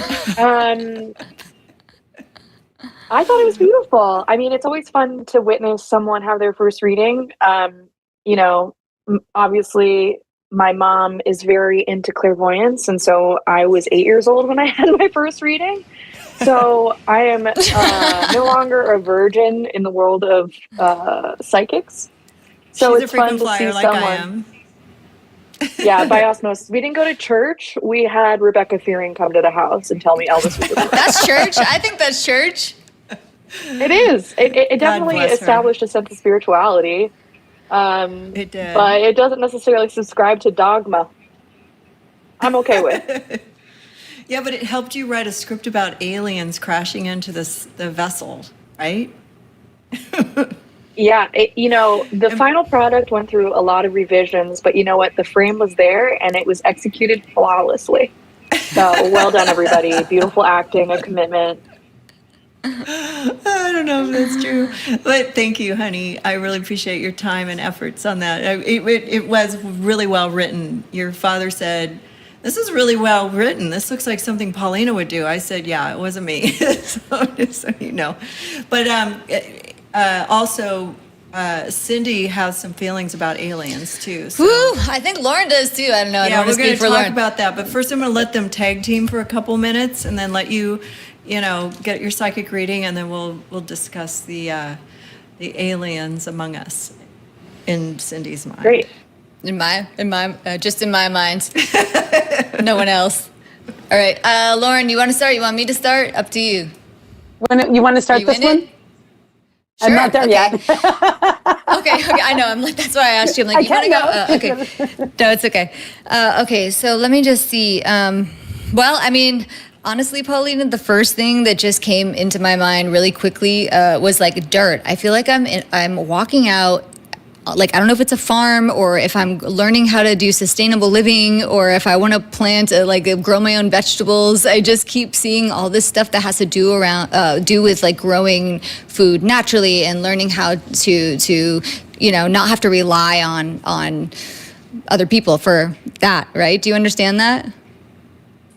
It could mean multiple things. Okay, so let me keep going. So then, now I'm looking at corn. I'm like, so it definitely has to do with food and corn. It's like, it's just right there. Yeah. It's not going anywhere, right? But I keep seeing your feet like in the dirt. So that's also a connection to me about like wanting to be grounded, wanting to, with all of the crazy stuff that goes on in the world, needing this place to go where you can just be grounded, right? And then I keep walking down this path. I'm like, where are we going? I'm being led down this trail, and then I'm in the trees, and then I see a yurt. I'm like, oh, what are we glamping? Like maybe we're going glamping at the same time. But it's like putting you like in an environment where I also feel like you're educating or you're talking to people about sustainable living. Yeah, Make sense? 100%. Yes. Oh, okay. 100%. So I think like it's a really like beautiful thing. It's a beautiful idea. I feel like then it's like I'm seeing the corn growing again. I'm like, you have to grow it. Like you have to just keep growing it, and it's there. It's happening. It's gonna work, and yeah, that's where I'm at. And then a cow just popped in too. I'm like, oh, maybe she's gonna be like milking her cows. I mean, it's just like I see like all of the stuff, right? But it's beautiful. And then one last thing to add into that vision, because it just turned into this stage, right? It's kind of interesting how this came in. I was like, I'm in the woods, I'm seeing all these animals, the cows, okay, it's a farm. Then the stage appeared in the middle of the forest. And then I see like you're directing a play, or there's a connection to that being a bigger part of your future. And I want to say go for it too. And your grandmother supports you 100%. She's like right there to just be like, I got your back. We got this. We're going to do this. Damn. Can I say how that resonates? Is it Sure. too soon? Or I don't know. Lauren, do you want to go first? I mean, I was kind of a bit, I'll just add a couple quick things for you, Paulina, but I think Cindy kind of nailed a lot of the things I was feeling myself in terms of, one thing I would say is, I don't know if this also has a retreat piece to it. But when she kind of took me on this glamping journey, I kind of felt like you're leading other people into this space to retreat them and then kind of energize them and create creativity. And when she talked about like being on the stage, I kept seeing a TV series or something my with dad is gonna episodes love that. about My it. dad's gonna, oh yeah, my dad's gonna love that. Okay. Yeah. Does that all make sense? So I do think Cindy picked up on the grandmother in the spirit. I was tuning into a woman. I don't know if this is Susan's mother that's in the spirit, but I kind of felt a woman who was really, how do I want to say this? Life had a lot of challenges for her. And I feel like she really was able to try to get through some difficulty and stand out for whatever that means. Stand up. I keep feeling like I had to move through hard stuff to stand up again. And I feel like she's talking about you right now also, coming through some difficult stuff to feel more clear about where you're going from this moment forward, if that makes sense. Mm-hmm. Okay. Mm-hmm. So other than like, I think Cindy kind of nailed a good chunk of what was going on. I just felt those little additional pieces wanting to pop in. And with the retreat stuff, I think this is a huge place that either starts off as something you build physically or create physically, a space, and also collaborating with other spaces, perhaps around islands, to do some other retreat or feeling invited to other spaces for this. Beautiful. Does this have anything to do with that dancing thing you did? No. Well, maybe I went to dance camp, but I am in the process of very beginning organizing a eating disorder recovery retreat over Labor Day weekend. Wow. Or May, which one's Memorial Day? I don't know. And someone reached out and she has a nonprofit and we are going to like take people to the farm. Oh, interesting. Yeah. I also just. I see how my mother would like that though, because my mother was a farmer. Like she. Oh, she was? Yeah. So she grew all her own vegetables, and we had a house in Newport Beach, and normal people had a pool and grass in the backyard. I had horseradish, tomatoes, strawberries, and a peach tree. Oh, avocados. Yeah. And she would grow everything. All our vegetables were grown. So that was that. If my mom was, it probably was my mom. Mm-hmm. And like she also was the one that fucked with my mic. And Mom, stop doing that. I'm tired of this shit. Okay, keep shutting my mic off. But she's a strong influence around Paulina. She has been over the years too. So I feel her presence often, even though I didn't know her in earthly ways that long, but I feel her protection often. And that's why, I also moved to central Minnesota, so that's probably why there was corn involved. You might be in Vermont. I was almost we had wondering if corn you were in too. Vermont when Cindy said cows were coming. I was like, are we in Vermont? No, I am in central Minnesota, and it snowed today. It did. Oh boy, here it comes. Oh, that's so cool Super though. wild. Congratulations. Very confirming. Yeah, because it's literally, I had my first call about it Sunday, and then I talked to a licensed therapist yesterday. And it's a very new idea, but I think it's something that I feel very passionate about because diet culture is real toxic right now. It is. And I feel myself being called back to sort of my OG body positive eating disorder recovery work. And so it's very validating. I would love to run a retreat center or do this in Hawaii, but this time around it's going to be in upstate New York. So if you're interested, follow me. It's gonna happen. Yeah, right? Beautiful. Go to Paulina at paulinapinsky.com and get more information. So do you have any questions like about anything that you want to, or anybody you want to talk to or any before you go? I guess I would be curious about, as my mom said, I'm a writer and I'm in the process of trying to move to the next phase in my career. And I would love to hear what my spirit guides have in store or what they feel is good for me. I had a reading a couple of weeks ago and Grandpa Moore gave me very sound advice about my book. And I'm open to hearing from anybody. But that's sort of what's top of mind for me right now. Hey, Lauren, I'll let you take this because I brought through Mort and Patricia like 10,000 times. So just go ahead. Yeah. No, I'll tell you what I got going on here. I don't know if this is coming in from spirit yet, but I'll tell you what I feel. I think we were both kind of touching on that a little bit, by the way, Cindy and I, when we go back to the part about when Cindy talked about like presenting stage theater, and then I kept seeing like a series. And I feel like writing books is, to me, always part of the journey for you, and new concepts and books I think will continue to evolve. But I almost got this feeling of, I don't know if it's even like a documentary, like, it's funny that you're talking about going on this, working with the diet, culture that we're dealing with. And I kept feeling like I'm seeing you write a series. And I don't know if that is comedic series or a documentary series, but I feel like you're going to have not only opportunities to continue to publish, Paulina, but I almost feel like there's script writing to be done. Oh, wow. Funny how you opened up with writing the script for this intro, right? But I know, she did it like in 10 minutes.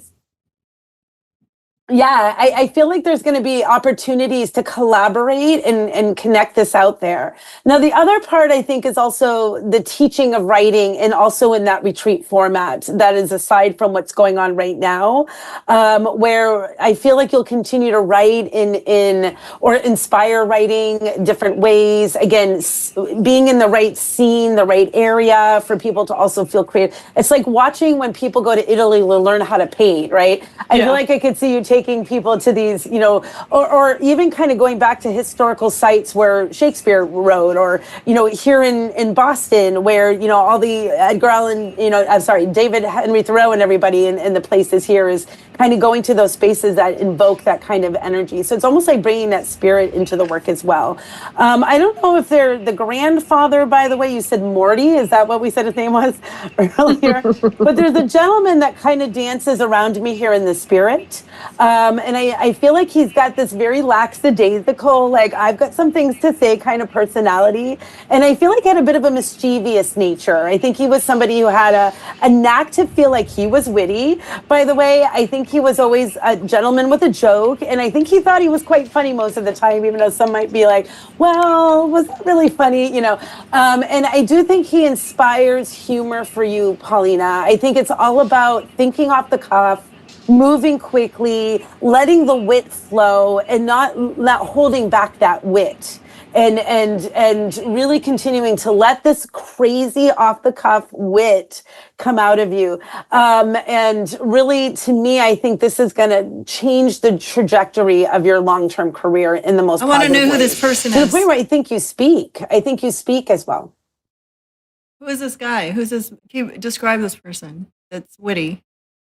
The gentleman That's that's nobody in stepping our in. family. Yeah, I'm sorry, Susan. I thought I was doing that, but I do feel like a gentleman who steps in. He gives me, when I look at Paulina's energy, a bit of a grandfather's personality.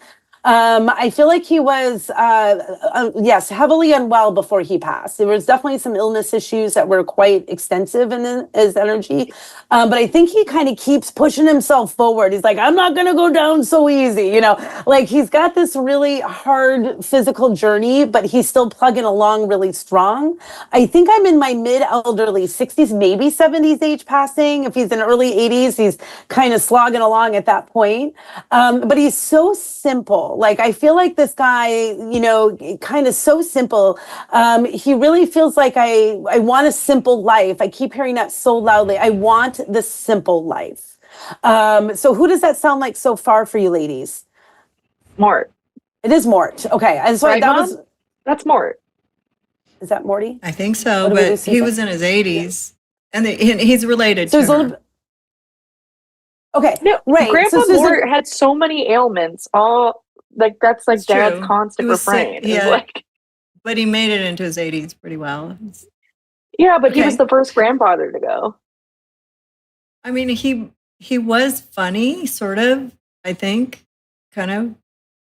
You know what's funny is that in sort of lived experience with him, I didn't perceive him as funny, but when he shows up in spirit to me, like I like it's a bigger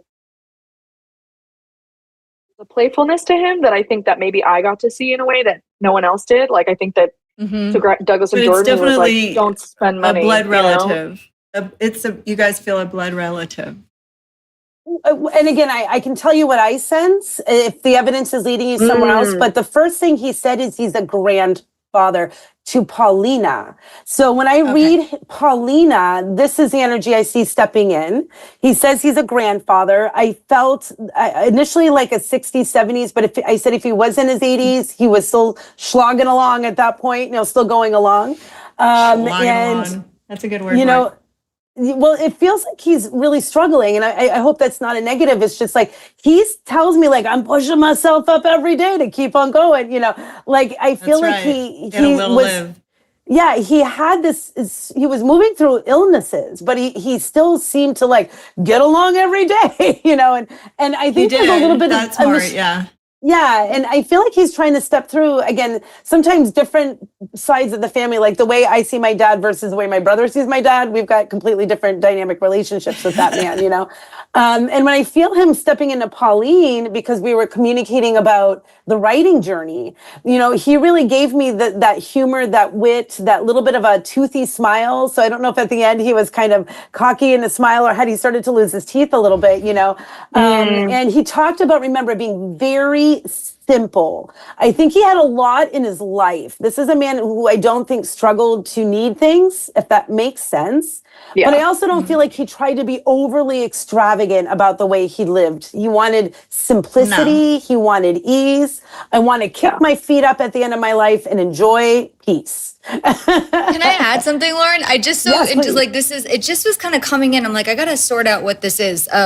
Because I was just seeing, you know, these old skeleton keys, like when you have like a home and like you have the skeleton keys. So he just handed me skeleton keys, right?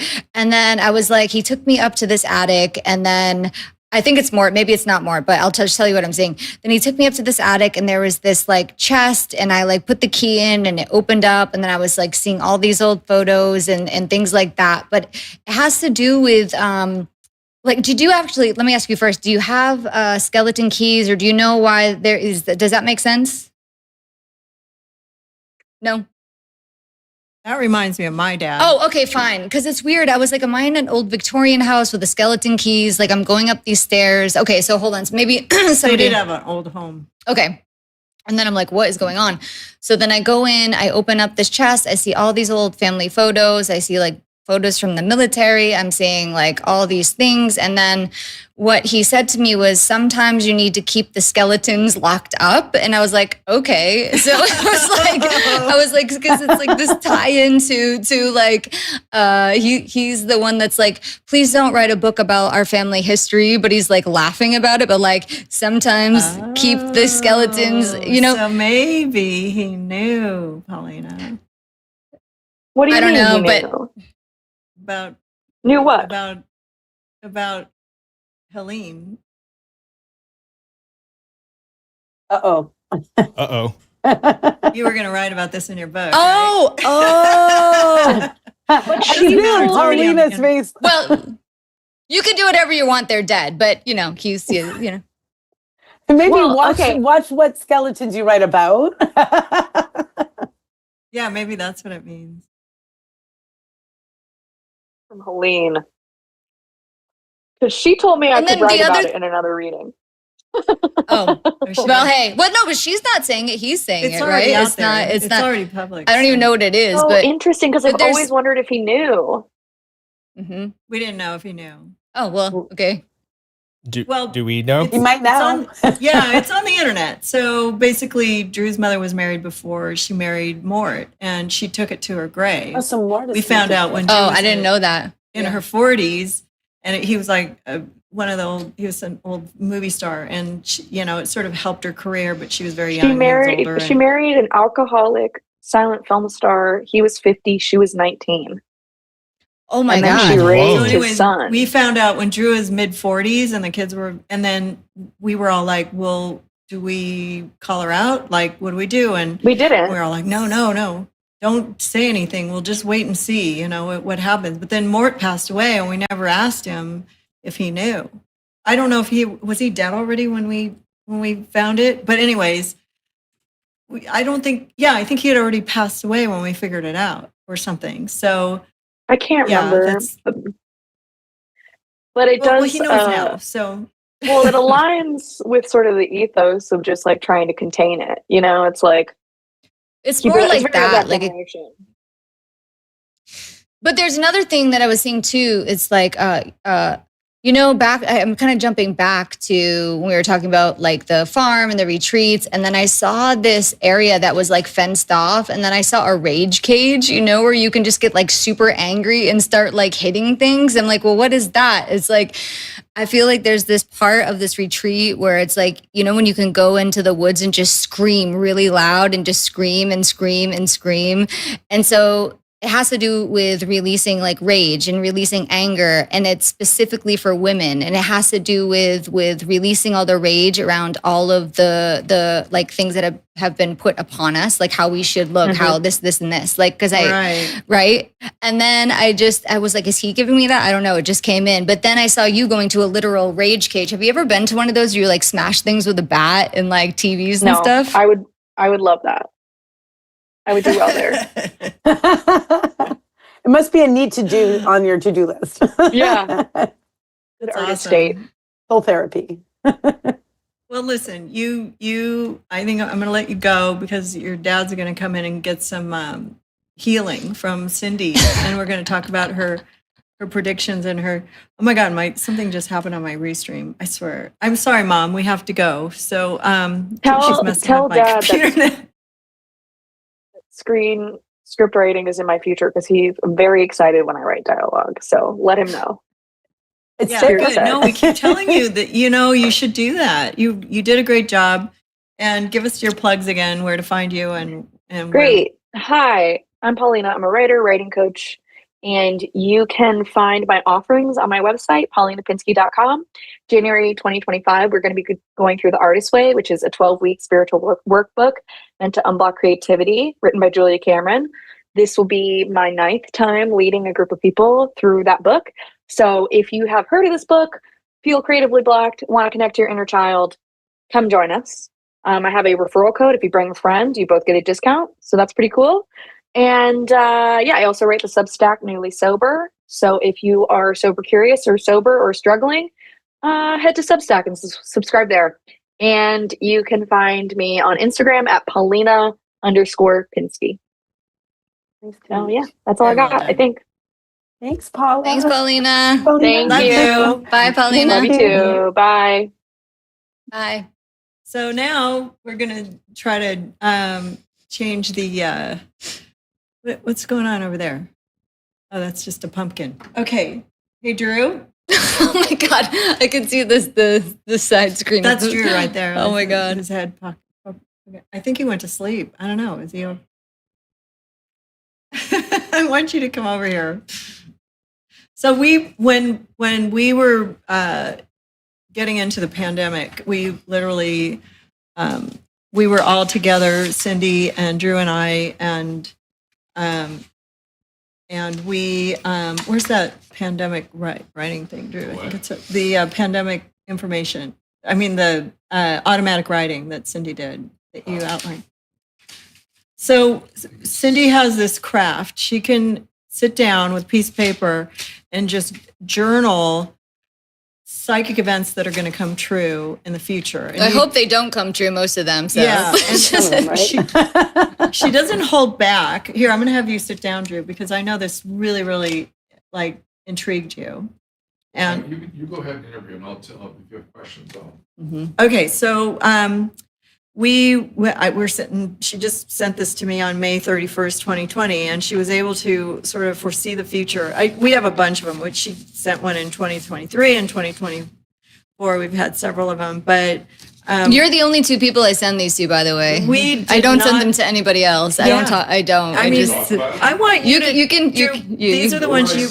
Right. I'm going to give you my seat. So, anyways, she wrote all this stuff down. We're sitting in the kitchen. It was right at the beginning of the pandemic, and we had no idea where COVID-19 was going to go. We didn't know, what was coming around the corner, in the world and world politics or anything. And she just wrote all this stuff down, and it was so dark and so scary. And we were just like, this was May of 2020, but some really interesting thing popped out to Drew, because, she was talking about, the pandemic and lockdowns and the vaccine and what they were going to use. But anyways, I'll let Drew take over, because I find it's really fascinating. You're not getting out of this, Drew. Explain them what you do. Yeah. So okay. So first, I want to say, like, anytime I do a psychic prediction, I look at it as a possibility, right? Because I never say anything is set in stone. I say that there is a possibility. I tap in sometimes to things that are happening in the world, especially when Susan and Drew ask me. And then, I usually hope the things that I'm seeing, at least the things that aren't so great, don't happen. but I truly believe that things can change. So yes. So here are some things that jumped out at me that just reviewing it for the first time after many years. This is May of 2020, so we're in the early days of COVID, right? Mm-hmm. And one of the things you said is gang violence will increase for the sake of gaining property. And I thought of the Venezuelan gangs. Oh, interesting. In Colorado that are being accused of things. And then you described some violence in cities and some vandalism. Which is, that's like probably going to happen anyway, right? But that was the summer. Wasn't that the summer of 2020? It was a few months later. It really, really took off. You funded the police, remember? Oh, yeah. That was the Rose Floyd episode. Mm. You then went on, there's going to be a vaccine. It's going to come fast, but will only work on the elderly. Because I still use it on the elderly, but I'm very concerned about it being used on young people. I don't understand why we're doing it. But you said the trouble with the vaccine, they'll discover it does not take well to those with heart conditions. So that will be problematic. Oh, wow. I forgot about that. Which I know, right? Which is what we've all been observing with the vaccine and the myocarditis in young people particularly. Then you go on to say, this is the part that really blew my mind.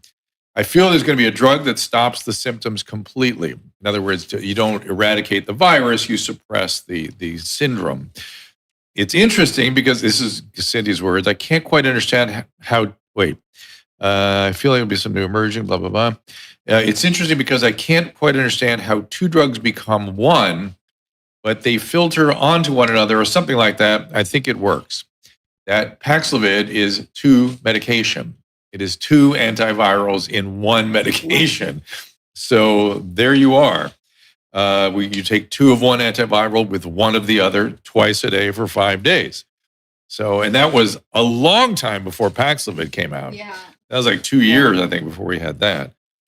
And then you did this again in March of 2020, right? Remember? No, I'm sorry. You did a Susan reading in March of 2020. That was, I guess the first one was for me. You said there'll be a time where people will ask me to be involved in a documentary about the virus, which has happened multiple times now. You will work from home and from the studio, and new ideas and new hosting ideas and new sorts of projects out of that studio we've been doing. I went on, you sort of said some of the same stuff that you said in the previous one. But so you did it again in 2024. It's October. Yeah. So a year ago. Remember the horseback one? What was that? No, I did that one where, remember? I don't remember, but I did one where I was like, I saw. So you saw people, cops on horseback. Or people, vigilantes on horseback, like coming into the street. I don't know. It's like, it's. Could it be vigilantes using the horse paste medicine? No, it was like riding horses with like vigilantes on horseback with guns. Like there's something like that, but I don't know why I didn't pick that. What was that? I don't know. Wasn't there something in the border, the Canadian border, where there were vigilantes on horseback, or I can't remember, but it's China will be not as much of an enemy as Russia will be. You said. Oh yeah. I saw a lot of Russia and Israel. You said that the FDA will bring a new cancer drug forward that's revolutionary, but that some people won't tolerate it because their immune systems will not maintain health during treatment. And there's a whole class of stuff where that fits right now. Keytruda, you ever heard of that? No. That these kinds of immune modulatory medication, when they go bad, they go very bad. And when they work, they're miracle. So it's interesting. Talked about whooping cough. COVID will become so common we won't fear it after the next 2 years. Did that in 2020, or is that the 2023? Well, it says 2024, but it must be 2023 because this was not recent. Oh yeah, this was like. Anyway, I mean, it's just. But here's what interests me. This is the most interesting thing of all for me. And there's a lot of other stuff in here, obviously. So Drew, here's something that she said, and this was in 2024. She said Biden. No, this is before 2024, I think. Yeah, this is 2020. Sure. This is when I think I sent it to you, but it was 2023. It was like November. Yeah. But let me tell you right at the top of that, you said there will be change in the course of the world. The United States will take advantage of other nations to make money and to sell off stocks and bonds that will change how money is transferred between nations. You heard about Trump's, Trump has actually floated the idea of eliminating income tax and charging other countries tariffs to replace that income. That would be insane if that happened. That's dramatically changing how money in other nations, and you said U.S. will take advantage of other nations, which sounds like that, to make money. Can I go hide now? It's just like, it's so crazy. There's a lot of Sydney going, I don't know what this means. I hope it's not true. Here's the horses. The horses could be a message. Here's this part. Yeah. Remember this? And I just I always say to again, like anything, everything's a possibility, right? I can misinterpret. All those things can happen too. And I always, pray for the best for everyone. And yeah. There's a lot of in Cindy going, I don't know what this means. I'm not sure what I'm saying. I hope this is true. There's a lot of that in here. But just like with the Paxlovid, you're like, I don't know what this means, but there's two meds in one. It's like, well, that's what it is. How did you know? All right, Susan, I'm going to give you your chair back. Yeah, but I Here you go. her. Take your chair. Take your chair. She has. No, you go to take the chair. No, I wanted her to show you how she. Oh, no. It's okay. I'll do it after. I can do it after. Can you do or that? Lauren, here, how about this? Susan, you sit here, and then Lauren, why don't you add some thoughts in about some things? And then what I was going to do is I was going to try to give Drew some energy here. Drew an energy. Okay. Yeah, okay. All right. He needs it. My shoulders need it. He's stuck. Have fun. So you guys can That's talk true. while I'm doing this. You don't have shoot to. beams You at can Susan. talk. Lauren Shoot can beams talk. at Susan, will you? Just make her So yeah, Disappear? heal her Continue on. to heal me. Disappear. Okay. My Make her shoulders are disappear. bad. My shoulders. Here, put this in the other ear so It's not it's not hanging across. And also tell Drew that blue mic isn't on. It's the other one. Continue, Susan. I can't hear anything. The mic went off again. Hold on. No, I don't. This It's. mic? Oh, I thought you No, I'm switched it. good. Never mind. I'm good. Oh, you're good. You're No, good. we're good. You're good, We're Susan. We're good. You're good. She switched my ear. I can't tell which camera we are on. Is it that one? Okay, go ahead. All right. So, okay. So, yeah, come over towards me so we can see her in the. Oh, well. I No, can she's still doing see this me. on the DL. Okay, that's it's good. Okay. You continue with Lauren. I'm just gonna do this. Go ahead. Okay. So, while Cindy is healing Drew, Just- you can tap into my I'm just giving inner you thoughts. It'll take So Susan, do you want me to do a reading for you? Anything you want me to talk about in particular, or? Maybe Drew, he could use a little spiritual guidance. I don't know if that's something. Let me just kind of, I guess I'll just kind of tune in here to both of you and see what starts to come forward for you too while Cindy's doing that. I mean, if you have any other questions, you can certainly let me know. Susan, I do want to come to you for a moment though, if I can, about some intuitive stuff I'm sensing here. I know we had done a bit of is this the right thing? You want me to just kind of go on intuition stuff right now? Absolutely. Okay, beautiful. Absolutely. I'm open. Okay, beautiful. I know you and I had done a little, reading of a loved one that stepped in, the last time we connected, but I wanted to, I feel as we're sitting down here, I want to talk about some intuitive stuff for you as well. As funny as we're talking with Paulina, because as I was working with Paulina, I kept seeing you also. I don't know if there's been a lot of writing in your life or publishing as well, but I feel like there's some form, I don't want to call it a memoir because I don't know that quite feels like the right title, but I feel like there's starting to become a concept of some writing and sharing from your side as well about some of the different things you've experienced. And I almost sense that may come from a bit of the spiritual format, kind of what it's like to be on the outside, moving through this world and moving through some of the things that you've learned and done or experienced through different folks that you've met along the way. So that may have a bit of that. And I feel like there's a bit of a teaching element to it as well. Perhaps sharing some pieces where you're feeling like you've been inspired in your own way to bring these adjustments into your life. And I feel like this is happening in 2025, that this really starts to flow out of you, if it hasn't already started, in a way to do that also. Okay. Okay.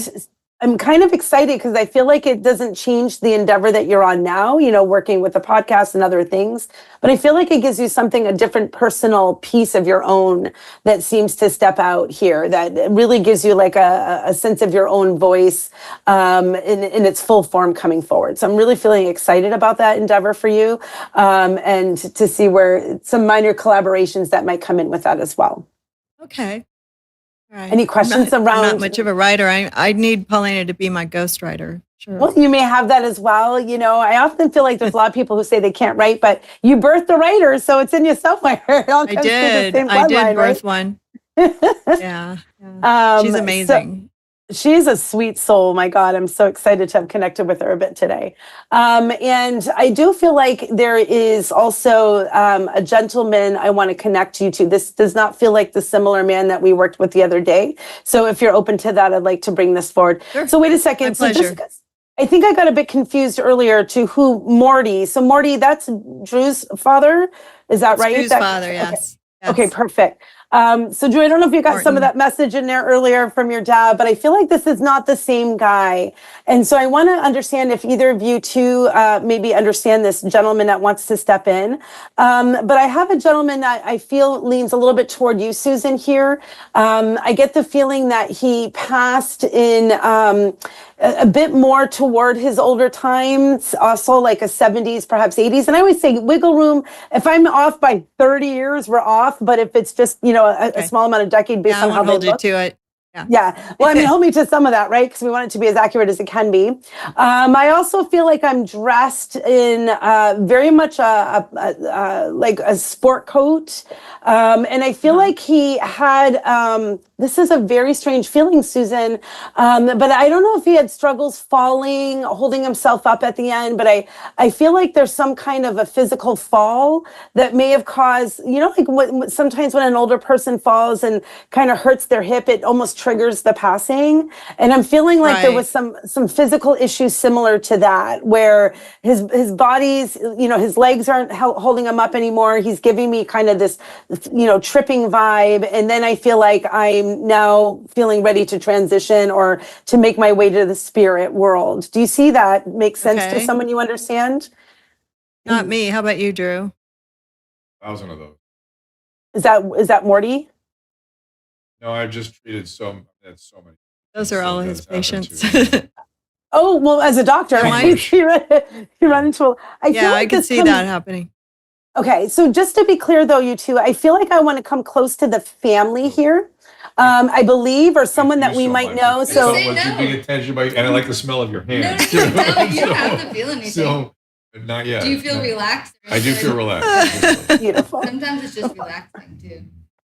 So, okay. So can you be, Yeah, no, I'm sorry. I can jump back in with some more for sure. The first thing I want to talk about, I believe, is a T name, like a Tim or Tom, that might have some significance around this gentleman, living or departed. And I'm not trying to give this to you, Dr. Drew, but I feel like for some reason, Susan, I had a step grandfather, Ted. Who did? Which one? I did. Step Oh, you did? grandfather, Okay. Ted. Okay. I feel like he's leaning on you. That's why I'm like, I could give this to Drew, but I feel like he's leaning on you. And was he an older gentleman when he passed, Susan? Did you know your and did you have a relationship with this man?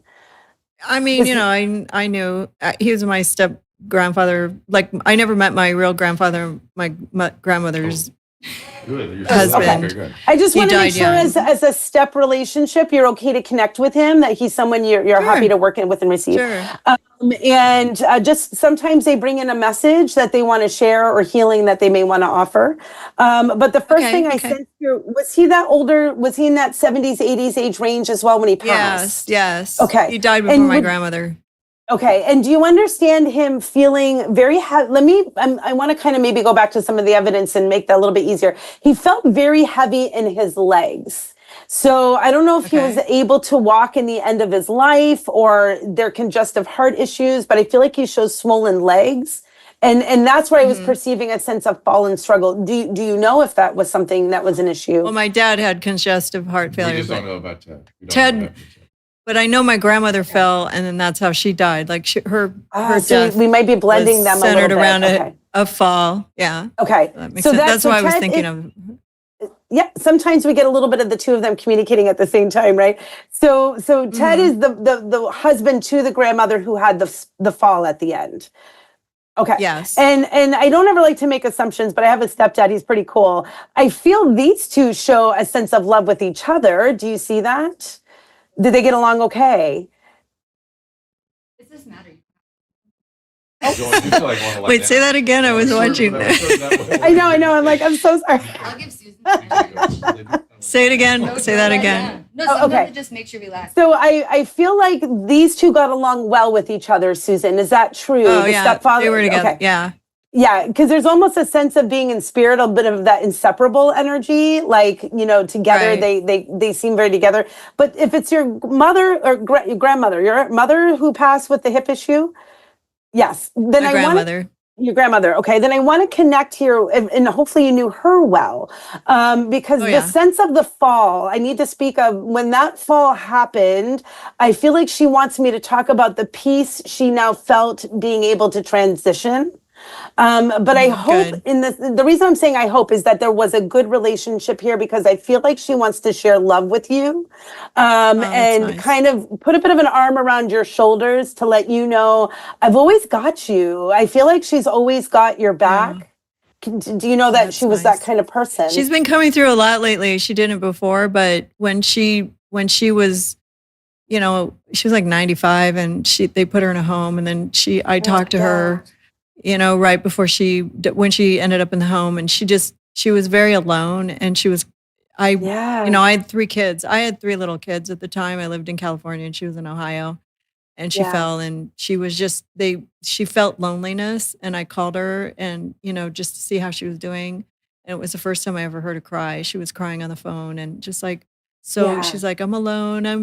This is so hard. I don't know what's going on. And I was just like, what do I do? I didn't know what to do. But I did feel a lot of sadness and remorse for the fact that I couldn't be there for her. Yeah. So maybe that's the message that's coming through, is to tell me to not feel Well, first thing I would definitely say, don't feel any remorse because she's okay.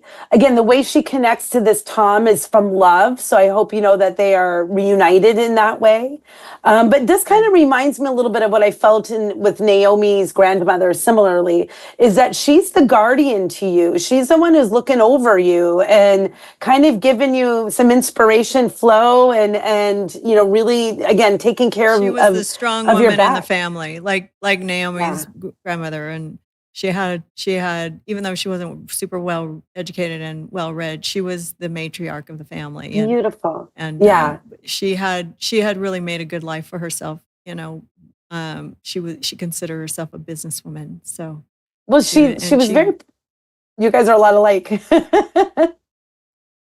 She fought a lot of storms and she made it through. So Yeah. And she's my father's mother, so Okay. she is super strong. But I appreciate you bringing her through for me. That makes me happy. She's been coming through a lot lately. Weirdly enough, like every time I sit down, they're like, "Your grandmother's here," and I'm like, "Wow, she wasn't here a lot in the before." Yeah. It was Always usually my mom and Mort and who else? And Usually, right? Mort and my mom and yeah. maybe Helene occasionally, but Yeah. my dad's. They're very quiet people, but I think she took a long time for transition or something because I really wanted to talk to her at the beginning and I couldn't get through. Well, But can I add yes, a little thank you. Can I just add one little tiny thing if we have a moment? So I have, Cindy and I, we were just talking about this over the weekend. Like I have a grandfather that passed years ago that I was, of all my spirit family, the most close to. And it's been well over 30 years he's been there and I've never gotten a message. However, I think what it is too is I have the most peace with him and of all the people who I know in spirit. Like I feel as I was 16 when he died, I was by his side, I was taking care of him, and I feel like I have the most peace around that. And so sometimes I feel like if they know that we're kind of at peace, I don't know that they always feel like, let me nudge in and do the healing because you're good. Whereas like my dad and I had different struggles. So my dad's always communicating, and I think that has a lot to do with how the spirit heals. And some of the ones that need more healing in their work with us in life may come through more than the ones who feel like we're good. Don't worry, I'm here. So I think she's say I'm here, but I'm good. But I always identified with her, and I always, I had, my parents weren't perfect, but I always had this fantasy that she was, but no, and I was named after her, and Paulina was named after her as well. So the fact that she's here that's meaningful. So yeah, but I appreciate that. I really do. And it is kind of consoling. I hope I am fortunate enough to have a long life like she did. And, she lived into her 90s. So I'm hoping that I can do the same so that I can meet my grandchildren and be with my grandchildren. And I did spend time with her. So I did experience that. She's the only grandparent that I had that lived that I knew as a child. So, into my 30s. So, and I visited her with Paulina, as a matter of fact, and saw her before she passed. So when she was in her 80s, she was shooting deer with a bow and arrow until she was 85. So she was a tough bitch. That's awesome. That's pretty incredible. She was right? the Czech, one of those Czech, hardcore. She's like, I am an athlete. And I guess that's where I got it. I have strong muscles. Seriously. And then she'd go out on a hunting expedition and shoot deer with a bow and arrow and then come home and they'd cut up the meat and she'd make dinner. I mean, literally, that was their thing. So from a family of hunters, they love the guns. So, but I appreciate that. I appreciate it. My grandmother has made an appearance on Calling Out. Yep. So Drew was denying your energy skills. I don't know if he was denying it. I think it made him feel relaxed, which is nice. Oh, okay. Yeah. It's like I don't know, he was drifting off there for a second. And I know that this is kind of I want to come full circle, but Cindy has had weird things. She does this automatic writing, which is totally amazing. But she said that she's having these kind of experiences about aliens. And I'm just since we started this whole thing up out with an alien skit. As a psychic medium, you believe that the United States government knows that there are aliens, Well, right? I mean, We know they know. I mean, I just believe we know they know. Yeah, public but news. you know what? Yeah, I mean, what's interesting is that lately I've been talking to a lot of mediums. Lauren, can I include you in this bunch Please. of mediums? Yep. Yep. I've been talking to a lot of mediums, and everyone seems to be having more like alien communication, and I've never really been one to try to communicate with aliens. It's just never part of my I don't know thing, you know. And so I was in a meditation like a couple of months ago, and then I was like, oh shit, the aliens are here. Oh wow, this is like, it was so intense, right? And so I got like this information, and I heard this message of like, oh, a lot of people have it wrong because they think all of us are coming in ships, but we're coming as a frequency. And it's going to be like telepathic. Oh. And I was like, oh my God, this is so crazy. Oh, my mic is off. Is my mic off? Again? Yeah, it's the wrong Shit. mic. Yeah, you're talking to the other mic. Oh, I need that mic. Push the red button's on. Okay. Can you hear me still? Is that better? We've been hearing you, yeah. We can hear you, but talk into the other Can one. you hear me? Oh, look, now it's like singing. Okay, it's like I'm Much like better. doing karaoke. This mic's Okay, it's I'll just an hold this. alien frequency shutting your mic off. Well, so anyway, so that was Mom. like it was part of the message, and then I was like, this is so interesting. So crazy. And then after that, Okay, so it's a frequency that like our brains are connected somehow to alien like life, or it's not. But I mean, why are they seeing like objects in the air and stuff? No, I think that that's part of it too. I think like you know, I'm not saying that that's not part of it, but I feel like a lot of everything is actually sound and frequency. That's my personal opinion. I can't completely explain that, but Yeah. I feel like people are going to start having these experiences that feel like telepathic, or it's going to be like in their heads, and they're going to be very confused by it, you know? And then so I had this experience, and I was like, this feels so crazy. I've never really communicated with aliens like that before. What's happening? And so then I reached out to a couple other of my friends that are mediums, and I was like, hey, this is what happened. They're like, oh my God, that just happened to me last week. And so now I've been on this like kind of mission to ask as many mediums as possible, like, hey, have you had this uptick in alien communication? And most of us have. And even crazier, it was like 2 weeks after it was in that meditation, I went to this paranormal convention in Wisconsin. I'm sitting at my booth, because, you know, you sell things at your booth. And this woman comes up to me and she goes like, hey, my name is so-and-so. I'm not going to say her name, but she's like, you know, she goes, I wasn't even going to come to this convention because, you know, I just wasn't really, you know, on my list of things to do. She goes, but the aliens told me to come talk to you and say, can we talk about the aliens? And I like nearly fell out of my chair. I was like, what is going on? So Lauren, like, what's your experience? Like what? Yeah.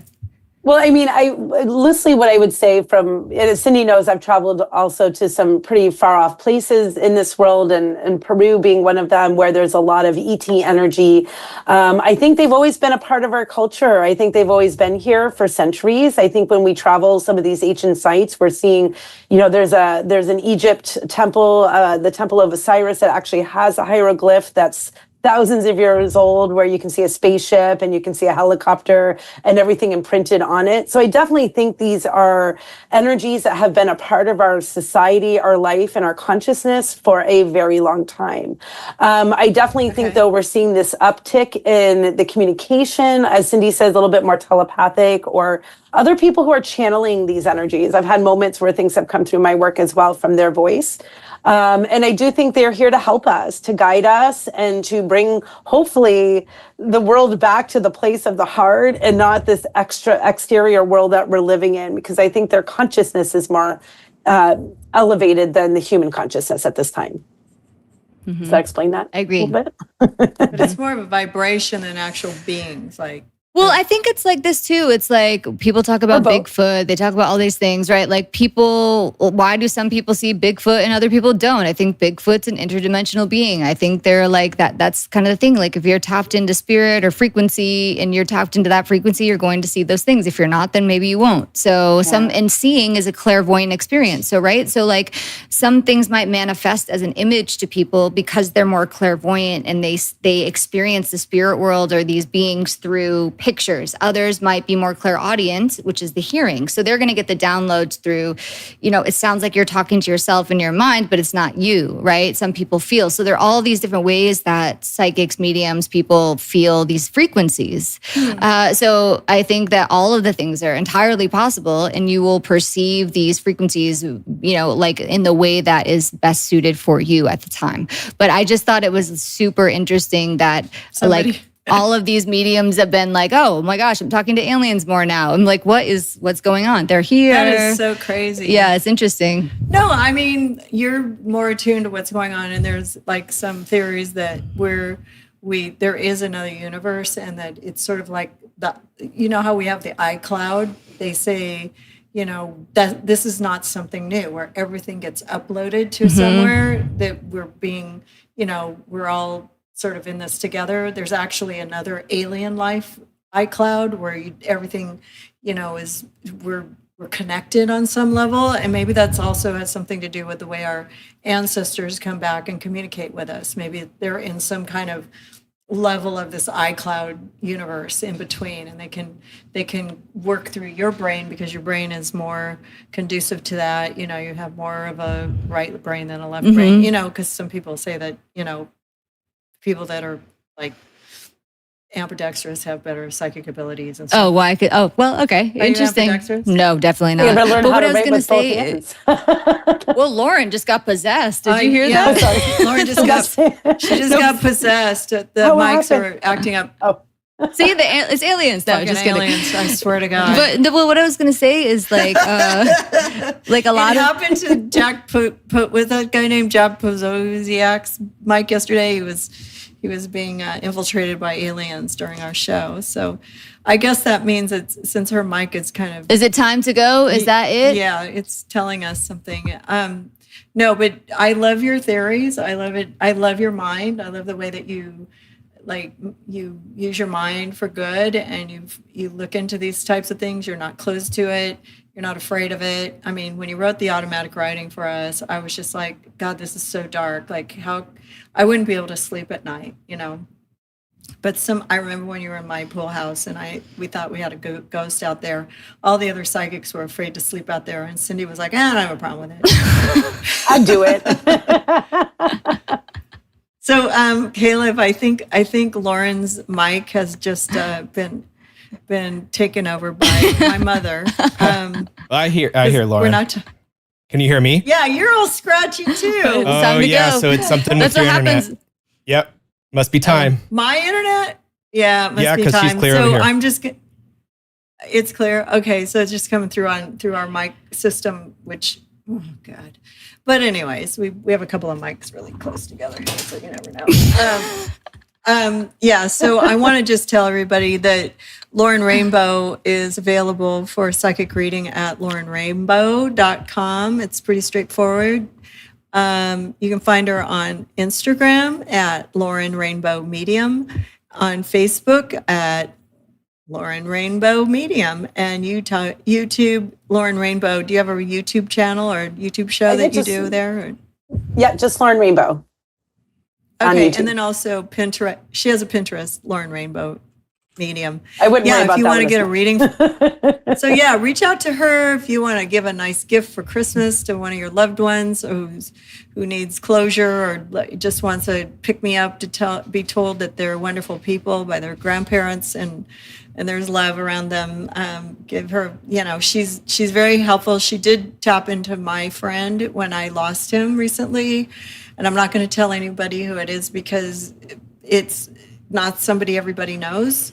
And I was pleasantly surprised that I got to talk to him again, and she's the real deal. So, and we will have you back again soon, and as well, Cindy Kaza, medium Cindy Kaza, Instagram Cindy Kaza, website mediumcindykaza.com. I mean, you just Google her; she'll pop up everywhere. Everywhere. She's, yeah, and we'll. And my daughter, of course, make sure you get writing from her. And Brian had to drop off because Naomi took more time than we expected. But I'm really happy she did, because she was like, oh, how long do I have to do this? What am I going to do? We couldn't get rid of her. That always happens. But yeah, we really tapped into some good people there. A fun And I think there goes her internet.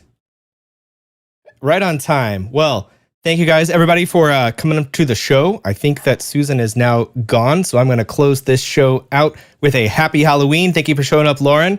And Thank you. see you guys next time. Bye.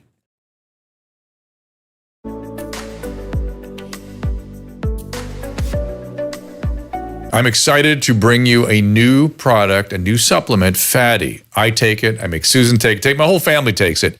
This comes out of, believe it or not, dolphin research. The Navy maintains a fleet of dolphins, and a brilliant veterinarian recognized that these dolphins sometimes developed a syndrome identical to our Alzheimer's disease. Those dolphins were deficient in a particular fatty acid. She replaced the fatty acid, and they didn't get the Alzheimer's. Humans have the same issue, and we are more deficient in this particular fatty acid than ever before. And a simple replacement of this fatty acid called C15 will help us prevent these syndromes. It's published in a recent journal called Metabolites. It's a new nutritional C15, pentadecanoic acid it's called. The deficiency that we are developing for C15 creates something called the cellular fragility syndrome.